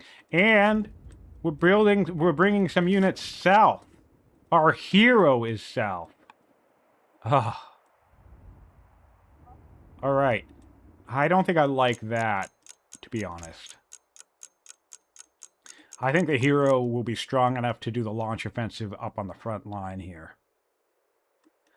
But it does look like we are, in fact, going to try and do an anchor flanking attack into Corinth or Nicaea. Well, that's going to be really annoying for the Greeks to deal with, especially because we can start this northern battle, which will cause all of these units to start migrating north, and then either on the same turn that we start it, or wait a turn or 2. Because this is much the Greeks can see, right? We can get our anchors set up all the way out here, and then just quick 1-2 biremes, anchor, in the heat of this battle. And I mean, there are some games, this happened to me once. Sometimes you can miss the anchor entirely. I got invaded from a coastline in a network game. You know, so I'm live, I'm playing, this is happening in real time. I can see it happening. And I missed it completely. I ended up getting, I lost a whole city because I didn't even respond to somebody dropping their anchors down. And why? Because I was in the middle of a different battle. So it's a very, very fun possibility of baiting your opponent to keep their eyes on one location. Even though we have this color on the minimap, it can still be easy to miss.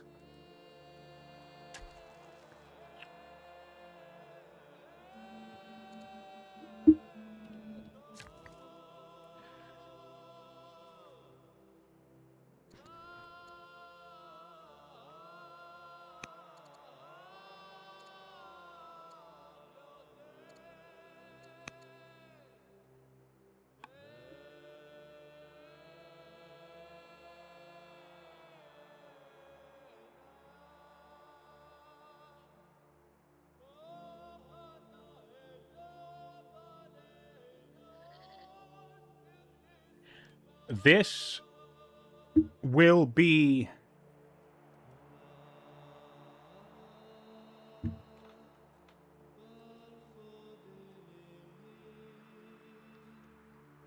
Where are we? Who are we?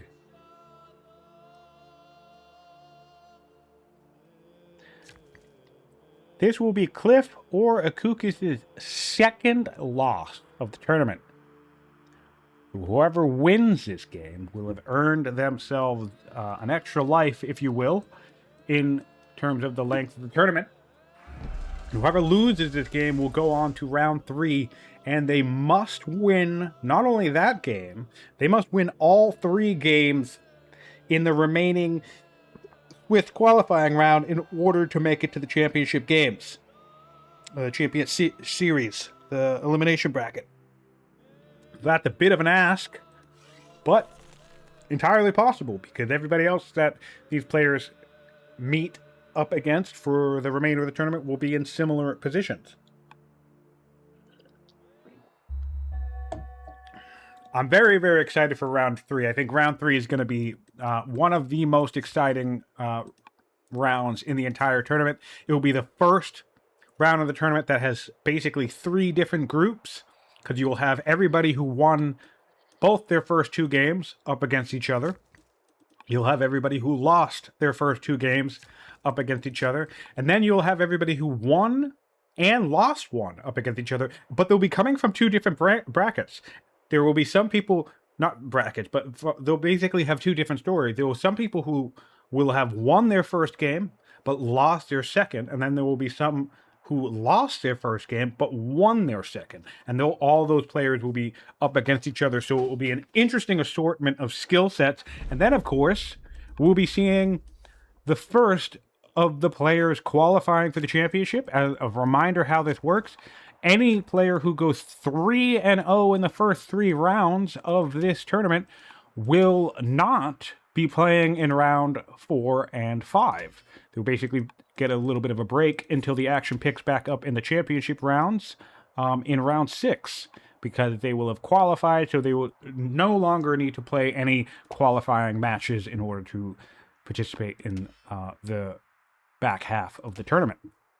On the other side, any players who go 0-3 and lose their first 3 matches will be among the first players eliminated from the tournament entirely. So in round 4 and 5, we will have players who have won and lost games fighting against each other for the final spots in the championship bracket. And round 5 in particular will be a collection of players who have lost 2 games and won 2 games. So they've gone 2-2 through all the remaining, the previous 4 rounds in the tournament.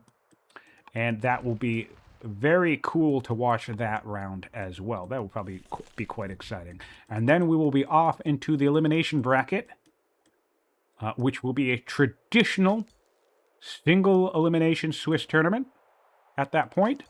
So it doesn't matter if you went 3-0 or 3-2. If you lose at any point in the elimination bracket, you will be eliminated from the tournament.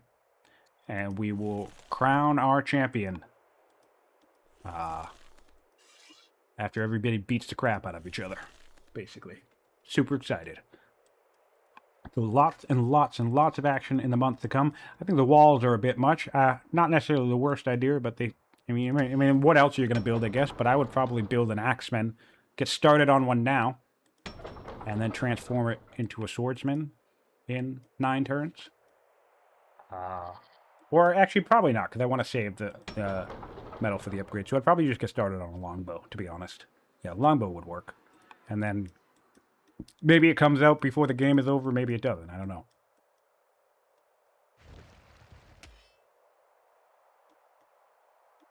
One turn on cohort now. Man, that jumped up. Are we doing something with inquiries? No? That was another big jump. Did we just get 2 really good science events? Harvest some fish, maybe? No? Interesting. That was going to come out on turn like 105 or 106, and now it's going to come out on turn 102, so that's pretty good news for the Yushi.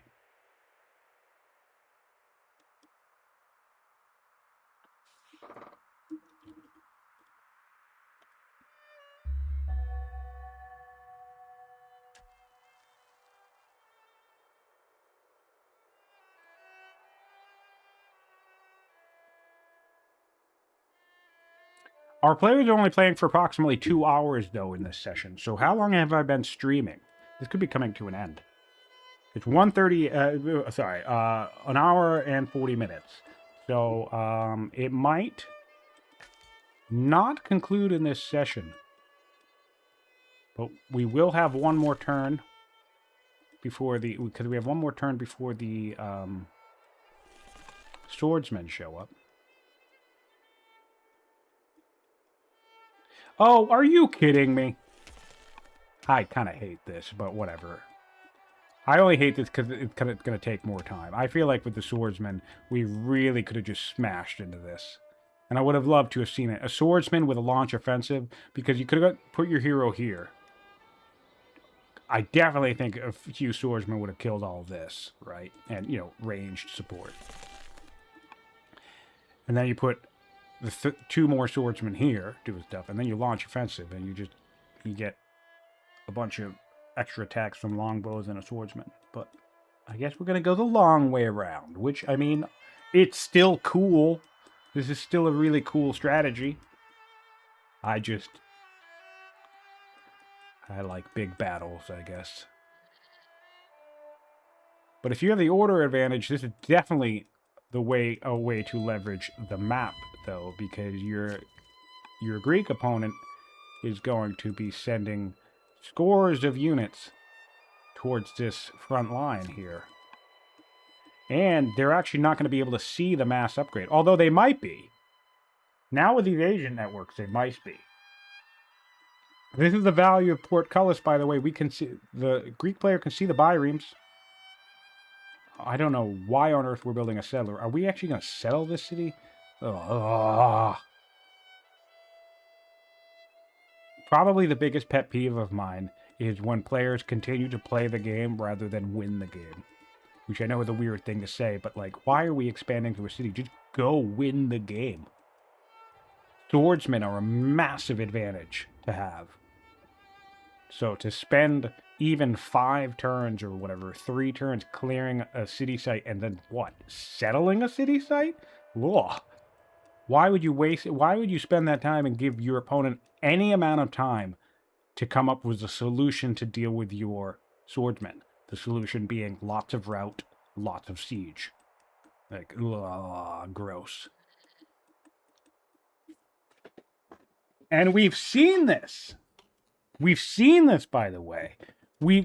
I know Alcaris, to the doom of some players, in my opinion, or certainly to my frustration, says, if you're ahead, just get more ahead. And of course, that logic is sound, but we've actually also seen the opposite. We've seen players who were ahead, and they chose to, quote-unquote, just get more ahead, and that led to their downfall, because rather than trying to press an advantage and close out the game, that gave their opponent the 10, 15, 20, or even 30 turns that they needed to get themselves into a position to come back into the game and really pressure or threaten a win. So, of course, the flip side of my perspective is by trying to close out the game, you can cost yourself the game. So, in fairness to our players, I recognize that the single most hardest skill to develop, and this probably the single most hardest thing to decide in any given game, is when to attack and when not to. When to go for a kill, when to pressure the victory, and when not to. It is incredibly difficult to figure out. So, I mean, I can't fault our players for being a little bit more cautious than I think they should. And, yeah. It is what it is.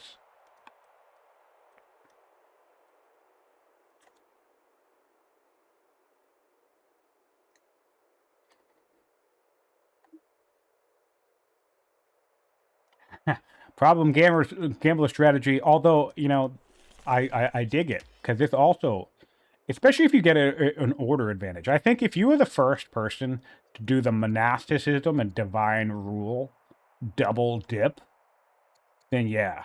If you're similar, start going on an offensive, man. If you're similar with a decent economy, should I say,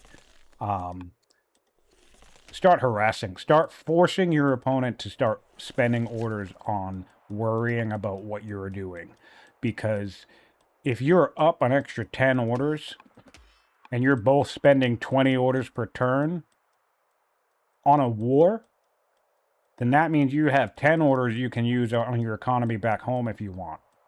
And that's just a dumb example, because, I mean, who knows how many orders per turn the war is actually taking you. But just for the sake of the argument, if you have 30 orders and your opponent has 20 orders, and you're both spending 20 beating the crap out of each other, well, then now you're putting yourself more ahead, because you're able to spend 10 orders per turn on your economy or whatever else, and your opponent quite simply cannot.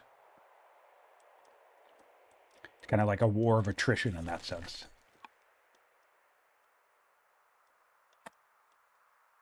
And that's one I think arguably that's probably the biggest weakness of nations like Tamil, nations like Greece, nations who don't have a strong order economy, is that if your opponent gets themselves into a position where they can harass you reliably to the point where you need to actually spend time and orders defending yourself, then it becomes really difficult to keep up.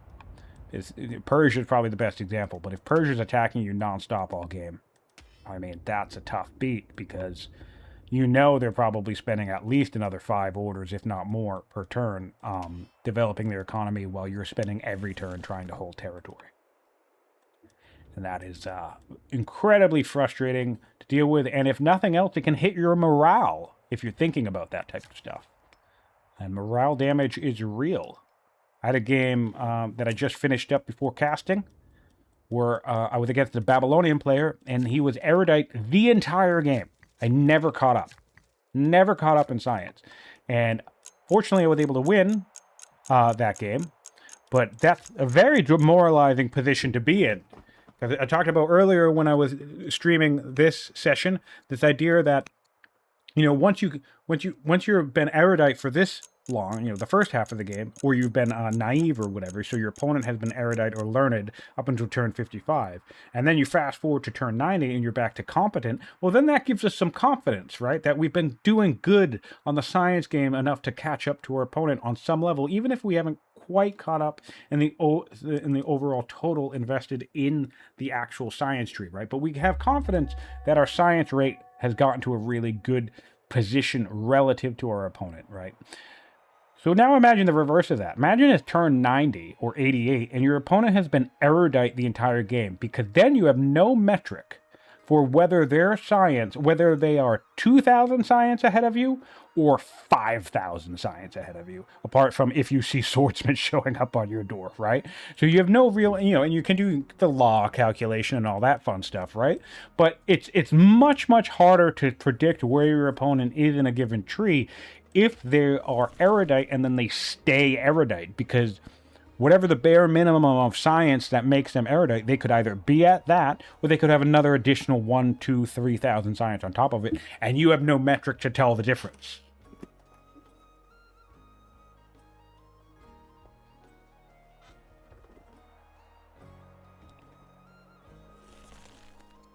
So this is the thing that we don't want to see, though. Because look at the previous battle, right? Now, of course, swordsmen are going to make this a lot harder for Greece to pull off, just to be very, very clear. Just to be very, very clear. Swordsmen will make this a lot harder for Greece to pull off. But just as an example of the whole getting ahead and then get more ahead thing, we fought a battle, an intense battle, that forced our opponent to retreat, which, by the way, is another waste of orders. If your opponent's actively retreating and they're retreating 5, 10, 15, 20 units, you know that they're spending at least, I don't know, half the orders of one entire turn just doing nothing other than backing the hell up, which is a huge advantage to you. So anyway, we were able to fight them to this degree. Now, of course, we don't know this because from the Yushi's perspective, they've been similar the entire time. But I think on the field, we visibly saw ourselves have a really good battle. And again, you're watching your opponent back up. You're watching your opponent retreat. So your opponent's saying, "Ooh, nope, I can't take this," right? Again, either that or you're getting baited, which is also a thing that happens. But we had decent scouting, so maybe we can tell we're not getting baited. So the point I'm making here is this. We were able to beat our opponent back here when we were weaker than them. Physically, not in the actual power scale in terms of rating. And they dropped to weaker than us, right? You don't want to put yourself, you don't want to allow this to happen, because what if you end up in the exact same situation where these two distances are very similar, and we're going to start be attacking into a fortified position. More forts are going up. So, I mean, obviously we have the flanking thing going on. So I don't think we're worried about attacking into that fortified position, to be clear. But I'm just talking about in principle, not necessarily applying it to this specific match. But this is why you don't want to allow this to happen. Because the same thing that you just pulled off 10 turns ago could then be pulled off 10 turns from now. When you go in, quote unquote, go in for the kill. So, in my opinion, you should press an advantage as one reveals itself. So I would have preferred every axe to be right here, upgrading into swordsman, like, I don't know, when was this, a turn ago already? 102? Yeah, last turn, and I would have been attacking right now. Because same turn, it's our turn right now. So right now, there would only be one fort in this region, with a spear on top of it. And, my fear here. Let's get us a little bit ahead. Not really doing a good job with these anchors. Or do we need to force march?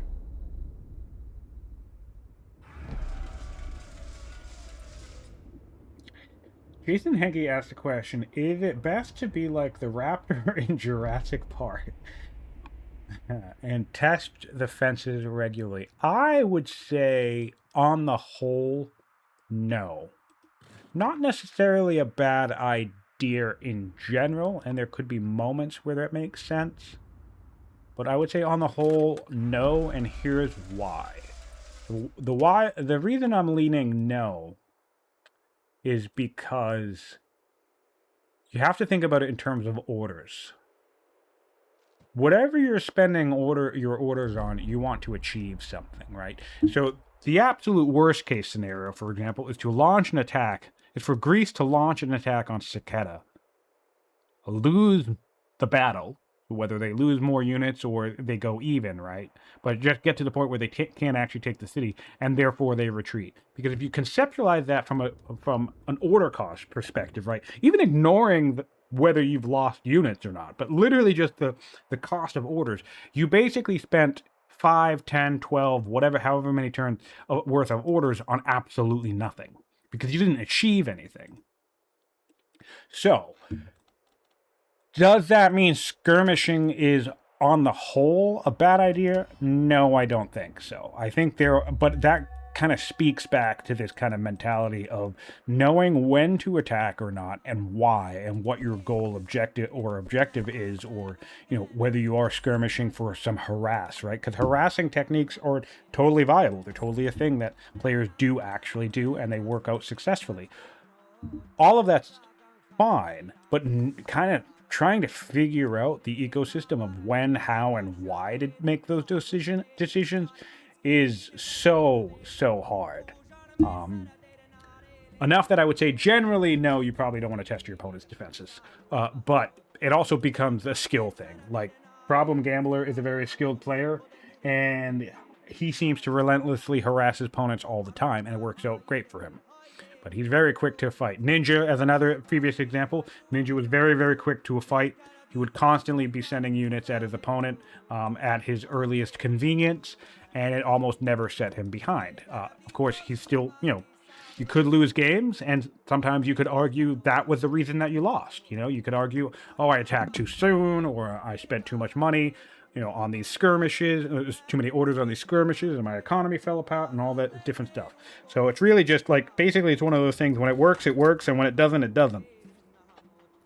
So it's up to you to figure out, as a tactician, and also your overall ability to read the board state, the map, and what you can and can't do. It's up to you to learn all that stuff, I guess. More horsemen coming out. Again, great news. Horsemen and ballista. I mean, can't stress it enough. As far as the things that we would want to deal with the possibility of swordsmen showing up, that's the best hand we're going to get right now. Ballista can hit 3 in a row, and Horsemen can go down the line. Again, not that simple, not just with 2 units, but they're going to have the flexibility and the mobility. Still no spears pretty much anywhere inside of the Yushi Empire. Really, like, I think there's literally just this conscript is the only spear in the entire empire. So that's great news for the Greeks when it comes to ballistas and horsemen as their main line of defense against possible swords. And again, let's not forget that the swords will not do their full damage to those units either. They're still 8 strength units, so they're going to hit like a truck, but they're not going to get that 50% advantage against either of those 2 units, which is great news for them. So, ballistas, onagers. All right, we have a boat out in the open. Nice, excellent use of the filter that shows where your units can, where your opponent can see. If you click the show rival player visibility, you'll get all these white markings. Very important to know that this stuff does not respect fog of war. So, for example, we would see this white all up to our ship, regardless if on the Greek side of things, this was currently fog. So it does not reveal to you what your opponent has actually the capability of seeing, but it does show you their max range if they have explored, if they, how to phrase that? It doesn't show you what part of the map that they've explored. That's what I mean. But it shows you what they could see if they have, in fact, explored it. Important detail to think of. But yeah, very great use of that ability. And we're anchoring up. Getting real close now. I suspect what we'll do is we'll get our full anchor operational and then just give the Greek player maybe 1 turn. You want to give them as little warning as possible. And what's amazing here, if we go back on over to the Greek visibility, okay, the Greeks can see that we have swordsmen coming out. So I might have been inclined to not add any to the build queue if I really wanted to keep this stealth. Because all the axemen have gone missing. I suppose for Cliff's side of the game, that would be pretty hard to intuit, but we did just see a bunch of axemen down here. And now they're in the fog. So if Cliff was really paying attention, his warning side would be swordsmen in the build queue and thinking, where the hell did all of those axes go? So that would send me in enough of a worry to send this scout down this way to try and get eyes down here. And I would likely put an agent in the city if I could. Does look like we'd be able to reach it. Yep, we would be able to reach it. Yeah, that would be an agent down here, and I would see, oh no, surprise, and then I would be, I don't know, screaming. Oh, we're coming up with an anchor now. First anchor coming. Oh, this is beautiful. Oh, this is beautiful. I'm so glad we're here. Sorry for the banging around. My bad. Okay, this is beautiful. I don't think the Greeks will be able to cover this entire coastline.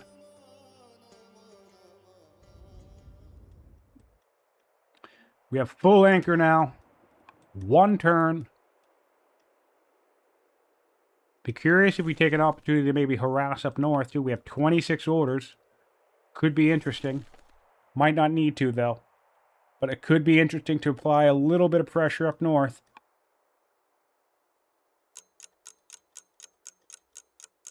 Wow. We also have a spy master on the... We can add in a spy master. Another thing I would love to see, the agent network in Nicaea, agent network in Larissa with agents. That would give us full visibility of the front line and the midpoint between the 2 fronts that we're about to open up. Utilizing that spy master right now for Yushi would be amazing. It doesn't look like we're going to do it, but certainly would be what I'd love to see.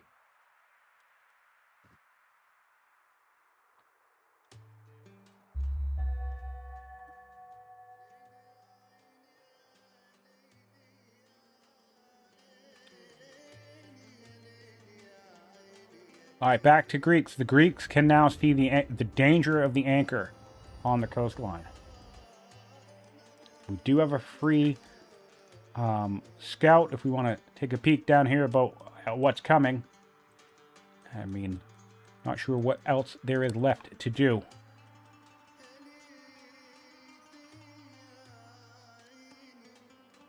Spending a couple of orders. I think it's entirely possible Cliff does not see this. We're roading. Surely he must see this now if we're our camera would need to be here to make this, or maybe here-ish. We're just out of sight. Surely we must see this. No, we're spending more orders and there's no movement south whatsoever. This city will explode. Oh, actually, it's a river. There's a river. So Corinth might not fall in one hit. There is a river surrounding it, and we can only get to this side of the river. So that could be a little tricky. 12 orders left for the Greeks. Moving this guy. Surely we must see the ship! Oh, my lord.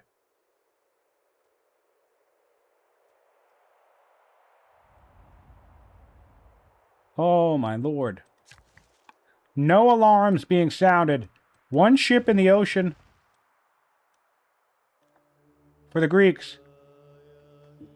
No fire ship, which is what we could really use right now. A grapple, which is great.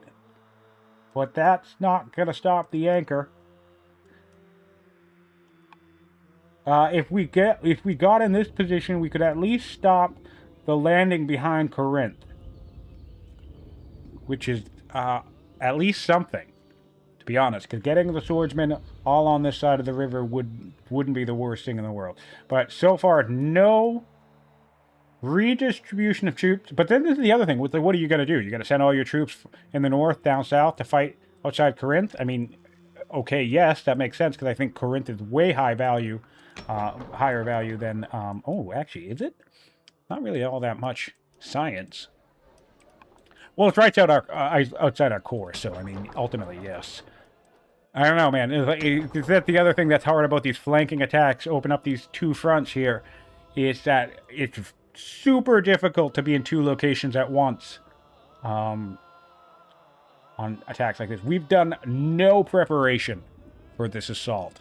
I am stoked. It's go time. I am stoked. Let's go, Yuzi. All right, here we are. 51 orders. Rhetoric on the clock. Who cares? Politics situation, fine.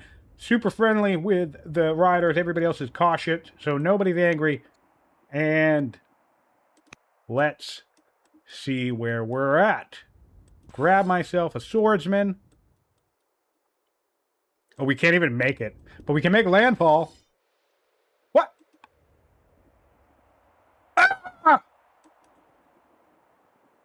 Ah! What the hell? God damn it!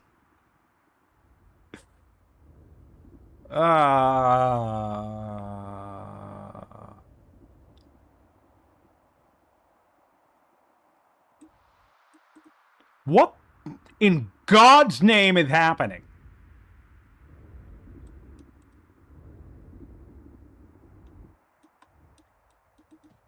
Oh my good God!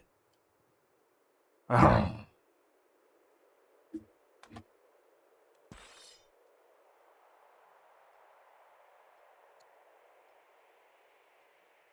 Well, in fairness, I guess they wouldn't have done much to the city. Still, you could have landed them in the region and forced a fight down here.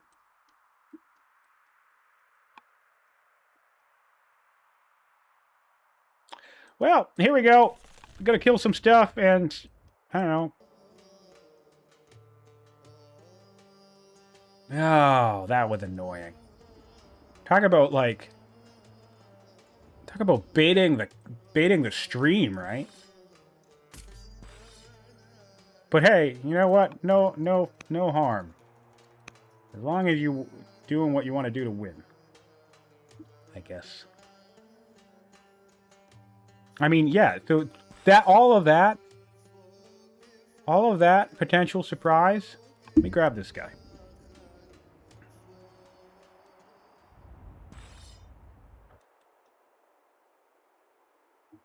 Yeah, man.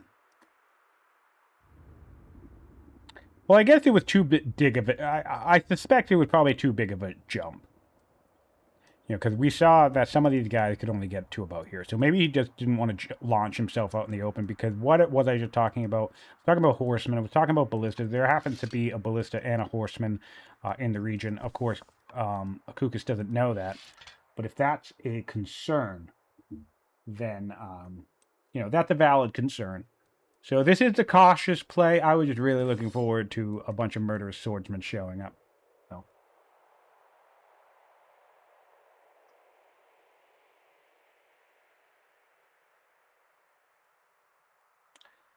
But hey, you know, still great. Still looking great for the Yushi player.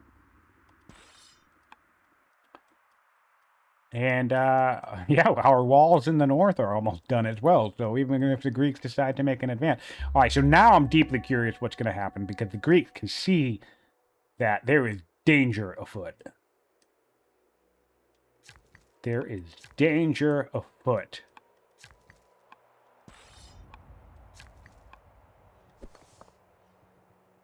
I feel like this worker is a bait.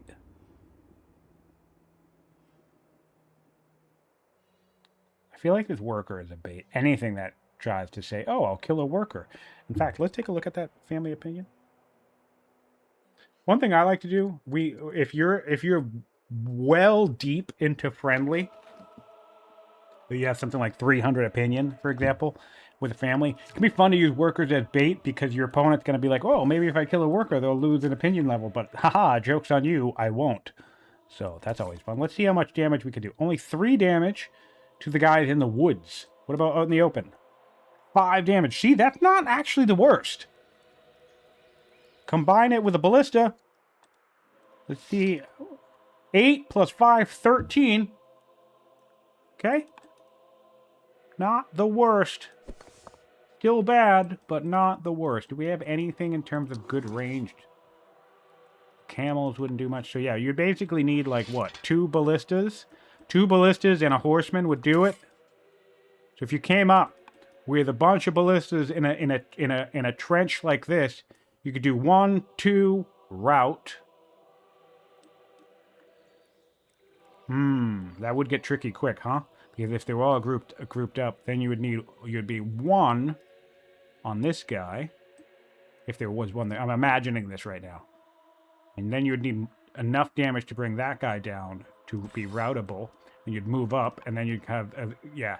It'd be tricky. It'd be tricky, because again, the ballistas, positionally speaking, the ballistas are all melee. But onagers will help that out. What about an onager? Let's pick an onager up. 4 damage? Yeah, not too bad.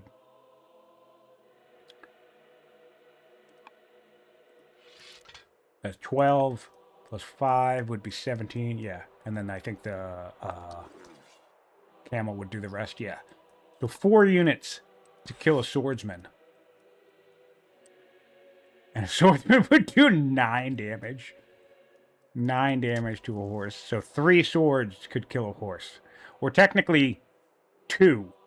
Because 2 would do enough damage to make it be able to get killed by cleave. And cleave is the thing that you want to watch out for. Alright, back to the Yushi. Their settlers have to be around here somewhere.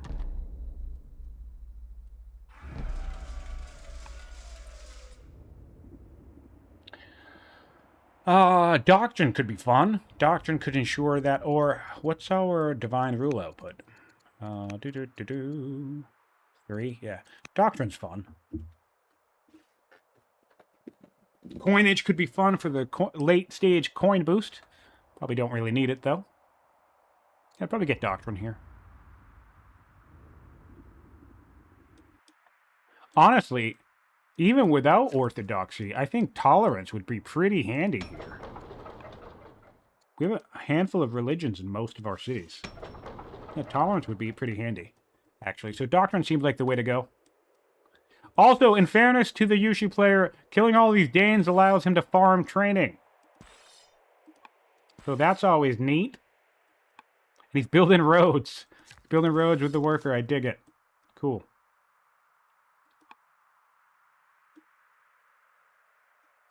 Yeah, man, this is a pickle for Cliff.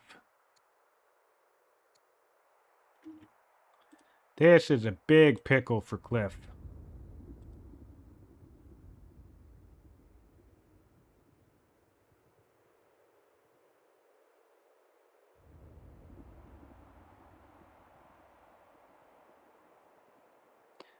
Oh boy. Big pickle. All right, the Danes have been killed.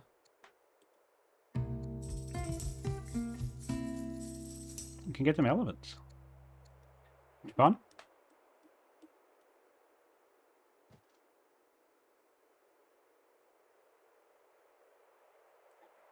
Gambler says, this game seems like a good case of Greece being ahead. Opponent didn't have anything to counter hoplites and then letting opponent catch up. Yep, I think that's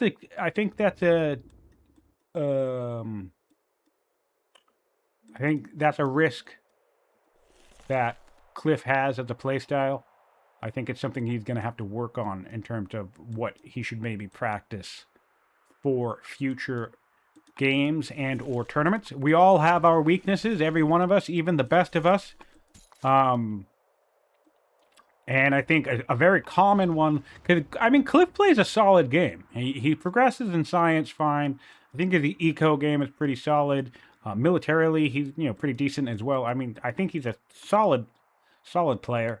But I think if I were to identify one weakness that I've noticed between last tournament and this, is that he does fall into the camp of people who just keeps developing, which can be a good thing, but also it can be one of those things that I was talking about earlier in this cast, and it comes up often as a risk for some players, is sometimes the whole if you're ahead, get more ahead thing gives your opponent an opportunity to catch up. And I do feel as if that happened in this game. Now, I didn't see any of the original part of this game, so I cannot say. We do know that Saketa was taken by Greece, and we do know that Antiochia was taken by the Yushi. So I cannot say how much effort Cliff did or didn't put into pressuring his opponent to try and close out the game earlier in the match. Power Graph doesn't really tell us much. Normally we see big dips if there were mid-game fights, and we see a little bit of a dip down here. So maybe some skirmishing and then some cautious behavior. But yeah, it'll be interesting to see where this goes. We do have plenty of ballistas coming online. I think the bireams at this stage are a mistake. Hard to deal with. Ooh, that's an interesting thing. Now I've changed my mind. In that case, I would actually rush out the biream. But we can make that decision next turn. That's one thing I love about playing on tight, the ability to respond in the moment. There are some aspects of tight play that I think is actually really cool. Even in the context of a turn-based strategy, I think it's cool that you can kind of like shift your plan slightly based off of what you can see happening on the field. I think that's really, really neat.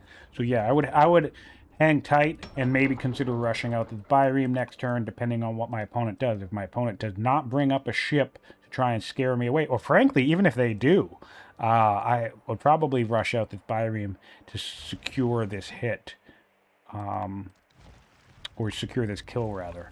Because you'd be able to do 2 hits, keep it immobilized, and then finish it off with the final hit on the turn after. All right, it looks like we're backing up to defend Nicaea. All right, here we go. Full anchors, closer to the battle now. Nice. We need some ranged units. Corinth. Oh, there's nothing standing in Corinth. Oh, and we rushed the unit. Don't do that. Don't do that until you see what your opponent does. Always, here's a bit of advice. I just was talking about it, but yeah, if you're going to rush a unit, hang tight. Now, for example, in this moment, you could decide.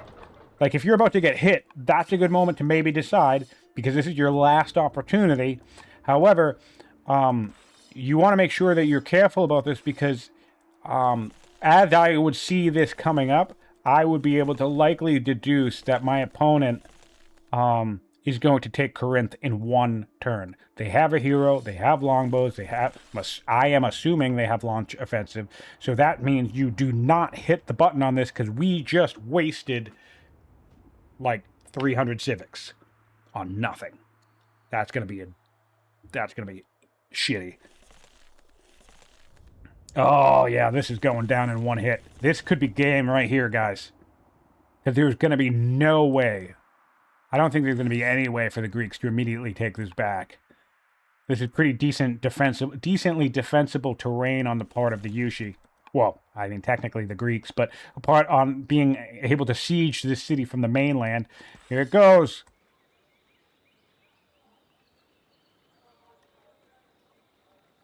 Attack, attack. Oh, no launch offensive required. Amazing. Amazing. I wouldn't even bother. Save it till next turn. Keep it in the chamber. One turn. Longbows and swordsmen. There you go. Now, let's see how much danger we are in for any potential route shenanigans. This is 5 damage. Okay, not too bad.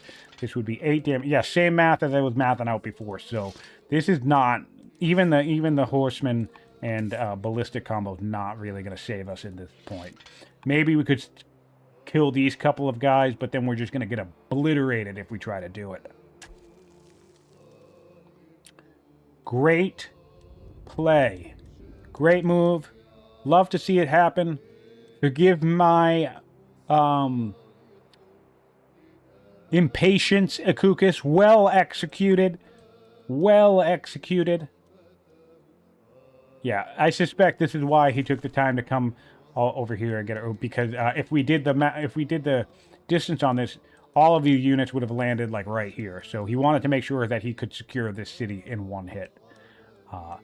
Oh, down goes a slinger. 2 strikes. Let's see how much orders we have left. 7 left.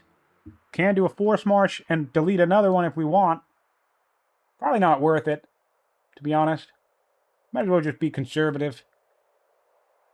Worst case scenario, by my estimate, we lose 2 swordsmen, maybe 3, but probably just 2 with an all-in potential, because there's 3 ballistas in the region, so if you want, there's definitely 1 dead swordsman. Potentially, I mean, honestly, oh yeah, 2 more ballistas. Yeah, so I think we lose two swordsmen. If Greece goes all in here, potentially a 3rd swordsman, but we have all the longbows in the world and a couple of other swordsmen nearby. So I mean, not looking so hot for Greece. What we really would need, oh, perfect, and we do have a Kushan cavalry on our heels to deal with the routing needed. Cleave, a couple of hits from swordsmen and some cleave can give us all the damage we need to clean up with a Kushan cavalry after the fact. Decent combination. We actually brought with us a chariot as well. This goes back to what I was talking about in terms of unit composition. You really want to make sure you keep some routers nearby. We have heavy melee, cleave damage, ranged poke, and kill secure, along with a little bit of route mixed in. All right, yeah, so our first swordsman will go down. It looks like we're going to be targeting, the Greeks are going to be targeting the construction of this fort, which does make sense on some level. Yep, okay, and now we're going to come in. So this is what I was saying before. 2 ballistas and a horseman will do the trick. No! Okay, good. Woof. Sorry. I thought we were going to secure the kill. There we go. Great. Cool. Looking good. Looking good. Now what we want to do is bring in a couple slingers for the poke. Maybe this militia for the poke. That way we can save a ballista for something else. Don't come in with this high damage. This is why even at this stage a slinger can be useful. Look, you come up with this militia.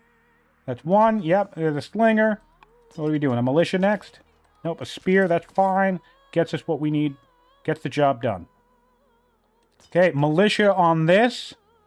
Militia. The reason why we want the militia out here is because that's going to help body block these swordsmen coming in. Okay, no. I mean, because I would kill this worker and try to kill this longbow as well. Right, and more slingers, or we can come behind. Nice little demonstration. Again, I don't think Greece is going to hold here, but still a demonstration of principle if we're looking to counter this tech lead, right? 2 ballistas and a horseman will do it. So if you have enough ballistas, even just 1 horseman, if your opponent is lined up correctly and you can make the geometry work, will be enough to do... All you really need is the 1 horseman for the kill secure. So you could do 2 ballistas, route in. 2 ballistas, route in. And you could form yourself a nice hefty chain if you have the terrain and orders and, you know, the geometry for it. So we did see 3 swordsmen coming down. Great use of the combination of route. Great use of the combination of the ballistas. Now we're going to see the response from the Yushi player. 1 order remains on the Greeks. So really not much else you can do.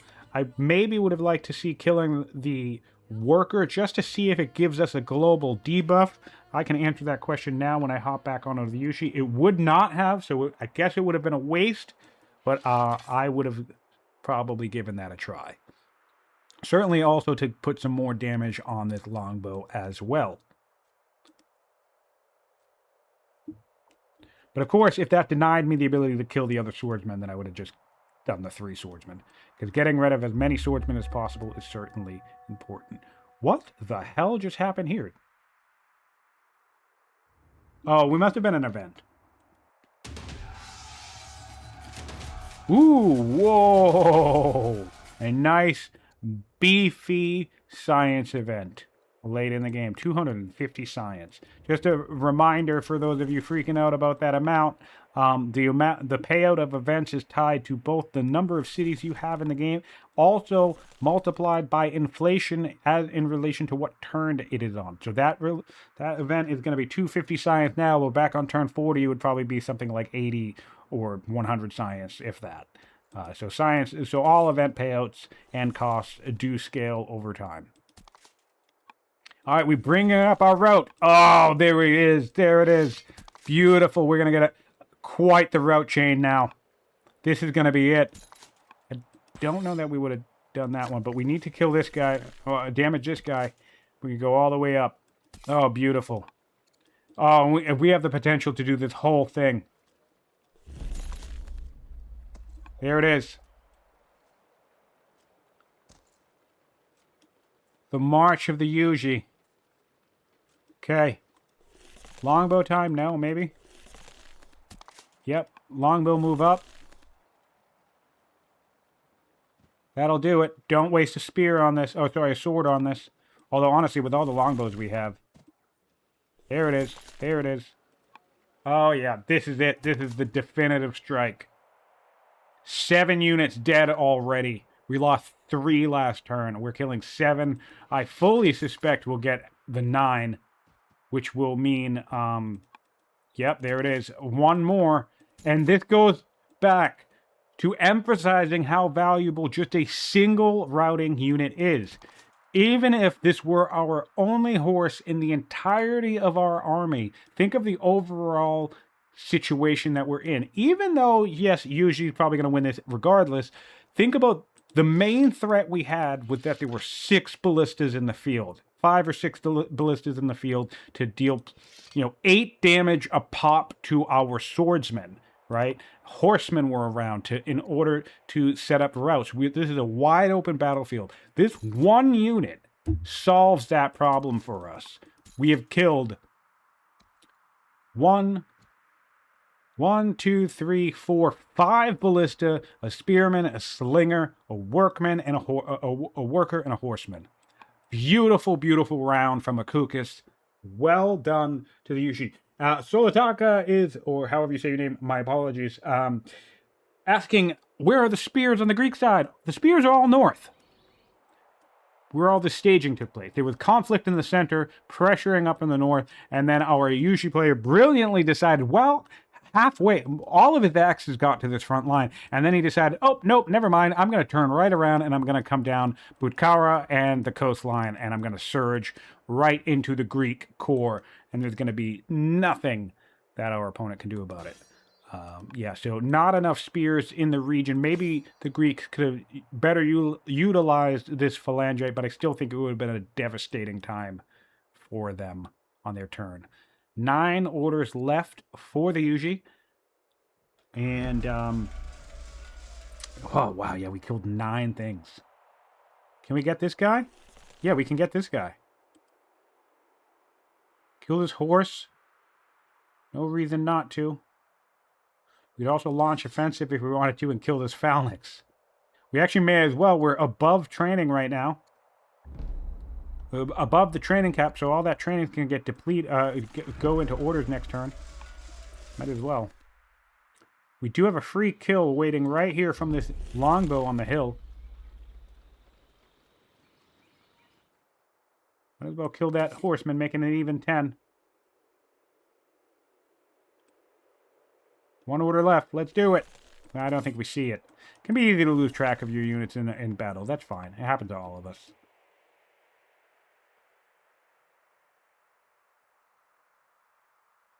Nearly 30 of you guys in the chat. Thank you guys so much for hanging out. Great to have the support. Great to have you guys enjoying the tournament. It's been such a blast casting it. Of course, if you're watching after the fact, please hop onto the Old World YouTube channel. We have a playlist there. Mohawk's official channel that follows along the tournament, and go to the Discord channel to join the conversation. We have cool apps that do all sorts of old world related stuff. That's where all the fun, awesome activity is happening these days. We have puzzle apps. We have basically our own little Wikipedia app that is better than any of the actual Wikipedias. We have all sorts of stuff that's worth checking out. So come on by, say what's up, and join the conversation, and we'll be happy to have you. All right, back to the Greeks' turn. I will be curious if we'll see a concession here. 9 units, 5 ballista is a devastating blow. Pretty much all the ballistas we spent the last 5 or 10 turns trying to build up. In fact, there are only 4 ballista that remain, 2 of which just came out. Yep, so until this turn, that killed all but 2 of our existing ballistas. And the Yuji are free to march on to the capital. They don't even need to take Nicaea if they don't want to. They could just march forward across these plains, cross the Euphrates River, take Olynthus, and head towards Pella. And there would be very little that the Greeks would be able to do to stop them. In fact, it does look like they are abandoning the position, beginning to abandon the position outside of Byzantium, which creates another hurdle for them because there are a mass number of units. We have upgraded longbows, we have more swordsmen, so now we can take the pressure into Byzantium as well. Great use of endgame pressure here from the Yushi player. This is really great to watch. And I can't stress something enough here. We need to keep in mind that this Yushi player has 135 science per turn. The most science that they got to at any point in this game was 198. And I bring that number up.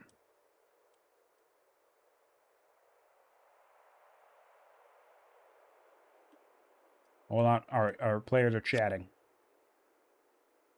Oh, Cliff is surrendering. All right, I'm just going to finish this thought process while we process the surrender. And I bring this number up because keep in mind we have had players who have gotten to 150 science or 250 or 200 science, and yet they continue to develop their science game and also don't tech towards technologies that can lead them to a decisive victory. So really, just keep that in mind in your own games or while you practice your sessions. It's like, having all the science in the world is fun and fantastic, but also it doesn't amount to anything if you don't translate it to something that can get you a decisive edge. So really cool to see with not a lot of science from the Yuji player across 100 turns. 130 science is enough to win games if you are putting it into the correct stuff. Really great play here. Want to look at this power graph one more time? Yeah, just a huge spike up because of that swordsman spike and a big dip down here. And I think Cliff realizes he doesn't have the orders to come around and deal with this nonsense. Way too many swordsmen. Yep. All right, let me get set up with my little people software. That's not what it's called, but I can't remember what it's called. And yeah, we'll have a post-game chat. Great attack. Yep, good game, everybody.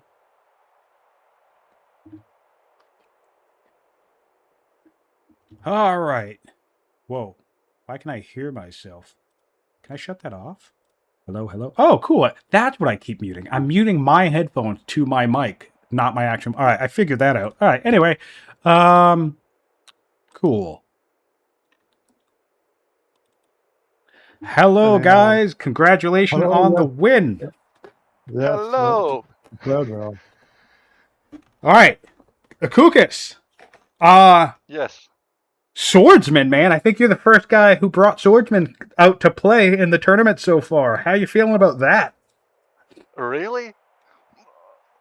Wow. Maybe. I don't know. I'm not 100% sure, but I think so. I think we've seen pikes. I know that. We've seen mangonels. I know that. But I don't know that we've seen swordsmen yet. Yeah, me too. So, for the win, swordsmans. Hooray. Well, I wasn't pleased to see the swordsman. When did you notice it? I wonder. I didn't notice it. Not until you made the landing. I didn't know you had. I was going for swordsmen too, but I was well short of them. I had a bit to go yet, but I didn't realize you had swordsmen. What was your science? Must be very high. 200. Well, I was somewhere. I was 195. Yeah. I noticed you only got 4 laws. You didn't go for the laws. No, I spent all my civics on military stuff. And what laws are for? The horses are useless against you. Well, I suppose so, yes. Yeah, I suppose so. Yeah, you went the right way. Longbowmen and swordsmen, difficult to beat, yeah. I mean, after the first game, when you scared me away from the center, so to say. Yes, yeah. I was like, it's done. You stomp forward, I don't have really to show for you. Yes, I did that in my last game as well. I took a city in the middle and then I stopped. I don't know when to keep going. I lose it in the middle game. Yeah, should push on. Because all I had was a few axes in the forts and that's it. I built forts because I had no units. Yeah, big mistake. I need to push on, be a bit more aggressive, yeah. Well, yeah. I'll see how. We've got one last chance, and then we'll see how it goes. You will. We had a really nice skirmish in the center. Yeah, I actually wasn't able to catch the first. This is one of the few matches that I haven't caught any of it. So I was coming into basically you guys trading central sites. I had obviously the Yushi had settled Saketa, but the Greeks owned it, and then the Yushi had just taken Antiochia. So I was curious about that on Cliff's side of things because I feel like with the 7 laws, you must have had a window at some point. There was a point, yeah. But I that's what's interesting about the power score. Did you guys just kind of like Akuukis? Did you just get like spooked away from the center and then there was no real conflict? Because the power graph doesn't tell me that much combat actually happened. Oh, it did. So early on, something turn 40, 50, I settle Saketa. And Cliff comes scaring me away because I had only a few tribal clearing units. He had army. Oh, wow. I was much weaker and I was incompetent or whatever the name for it. Like I was very bad on both fronts. And he comes scaring me away with better units and more units. And I'm like, okay, I put a fight for 1 or 2 turns and run away. Yeah, I had all archers because Yeah. I had the tactician. I just run in the bushes and wait. So Cliff gets Saketa. And no one takes Antiochia for a while, so I just snipe the tribals to get my ambition and leave it open, empty. And Cliff comes settling it with no opposition. But Cliff puts no warriors in it. So I'm like, hey, thanks for the settler. I snipe the city a few turns later. And then Cliff likely thought, well, you want it back. So you came back. And you started capturing it. So, and we got that back and forth there. It did swap hands a few times, but the longbowmen were difficult to stop, and I ended up I had to back off. Yeah, I had to be smart about suiciding axes so you don't get to longbows. Yeah, well played. Yeah, Akuukis, I think you adjusted to the matchup nicely because there was that question of, why did you not get to 7 laws? And yeah, I feel like, especially because Greece is so quick about it, usually, that you're basically going to be guaranteed, even as someone like the Hittites, where you're bringing in your 8th strength mounted unit against a guy who has units that are going to obliterate spears. So I actually think it's really great that you pivoted to longbows in particular, and then ultimately, landed on swordsmen as well. But I think that was a good read of the overall game state of kind of being in a situation where you're up against heavy hitters. Hoplites and phalangites are really terrifying early on. And Yep. kind of pivoting into a great way to handle them, because even ranged units, heavy melee compositions struggle with ranged units. So I think ultimately Bodkin was a really good call. Yeah, it was. Yeah, I had no answer for it. Couldn't stop them. Yeah. Did you had scouts on my way? I was really worried you will see my first Bireme and my whole plan will be nuts. I had agents in your cities, but I wasn't keeping a good eye on your cities. I wasn't watching, so I should have seen the swordsmen a long time ago. I don't know if I could have done much about it, but I maybe could have spotted them earlier.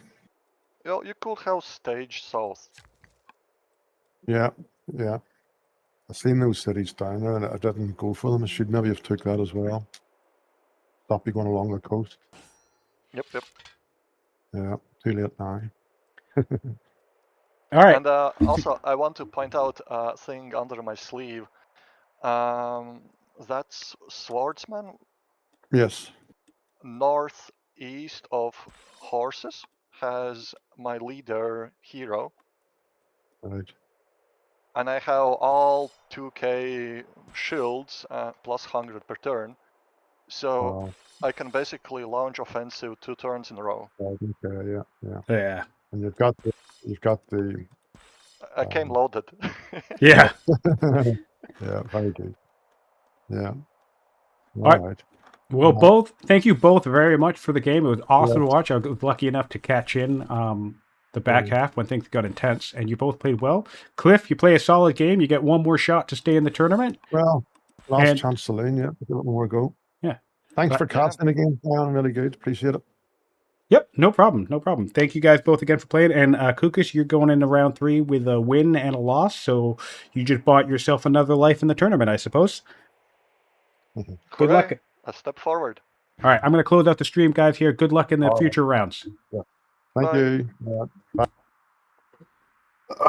I don't really have the best skill for post-game chats, to be honest. There's tons of characters. Characters? What the hell? I'm talking to people as if they're old world people. I play this game way, way too much. But yeah, there's tons of people who are better at it than I am. So that's our game, man.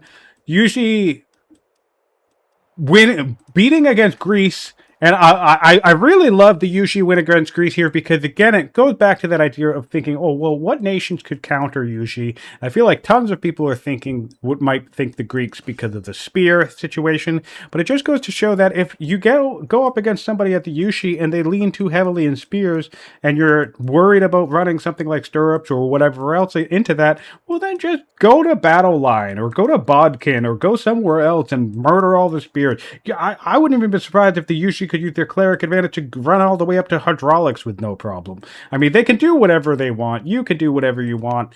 And it's really great to see a Yushi win. Very strong play from Akuukis. Very great tactics. Love to see Swordsman. I don't know for sure that this is the first appearance of Swordsman in the tournament, but I think it is. And at a relatively reasonable turn of 109. We've seen some games go much later than 109, and yet Swordsmen weren't even close to showing up in those games. So great tech pace from both players and great performance from both players. Nice fighting. And I'm going to close out the stream here, guys. Thank you so much for joining in. There were 30 of you in the chat this time. Thanks for chatting with me, hanging out with me, and of course, hop on the Discord to join for the conversation. And we have lots more tournament action to come. As always, I'm Scientific, and this has been the Old World Community Tournament.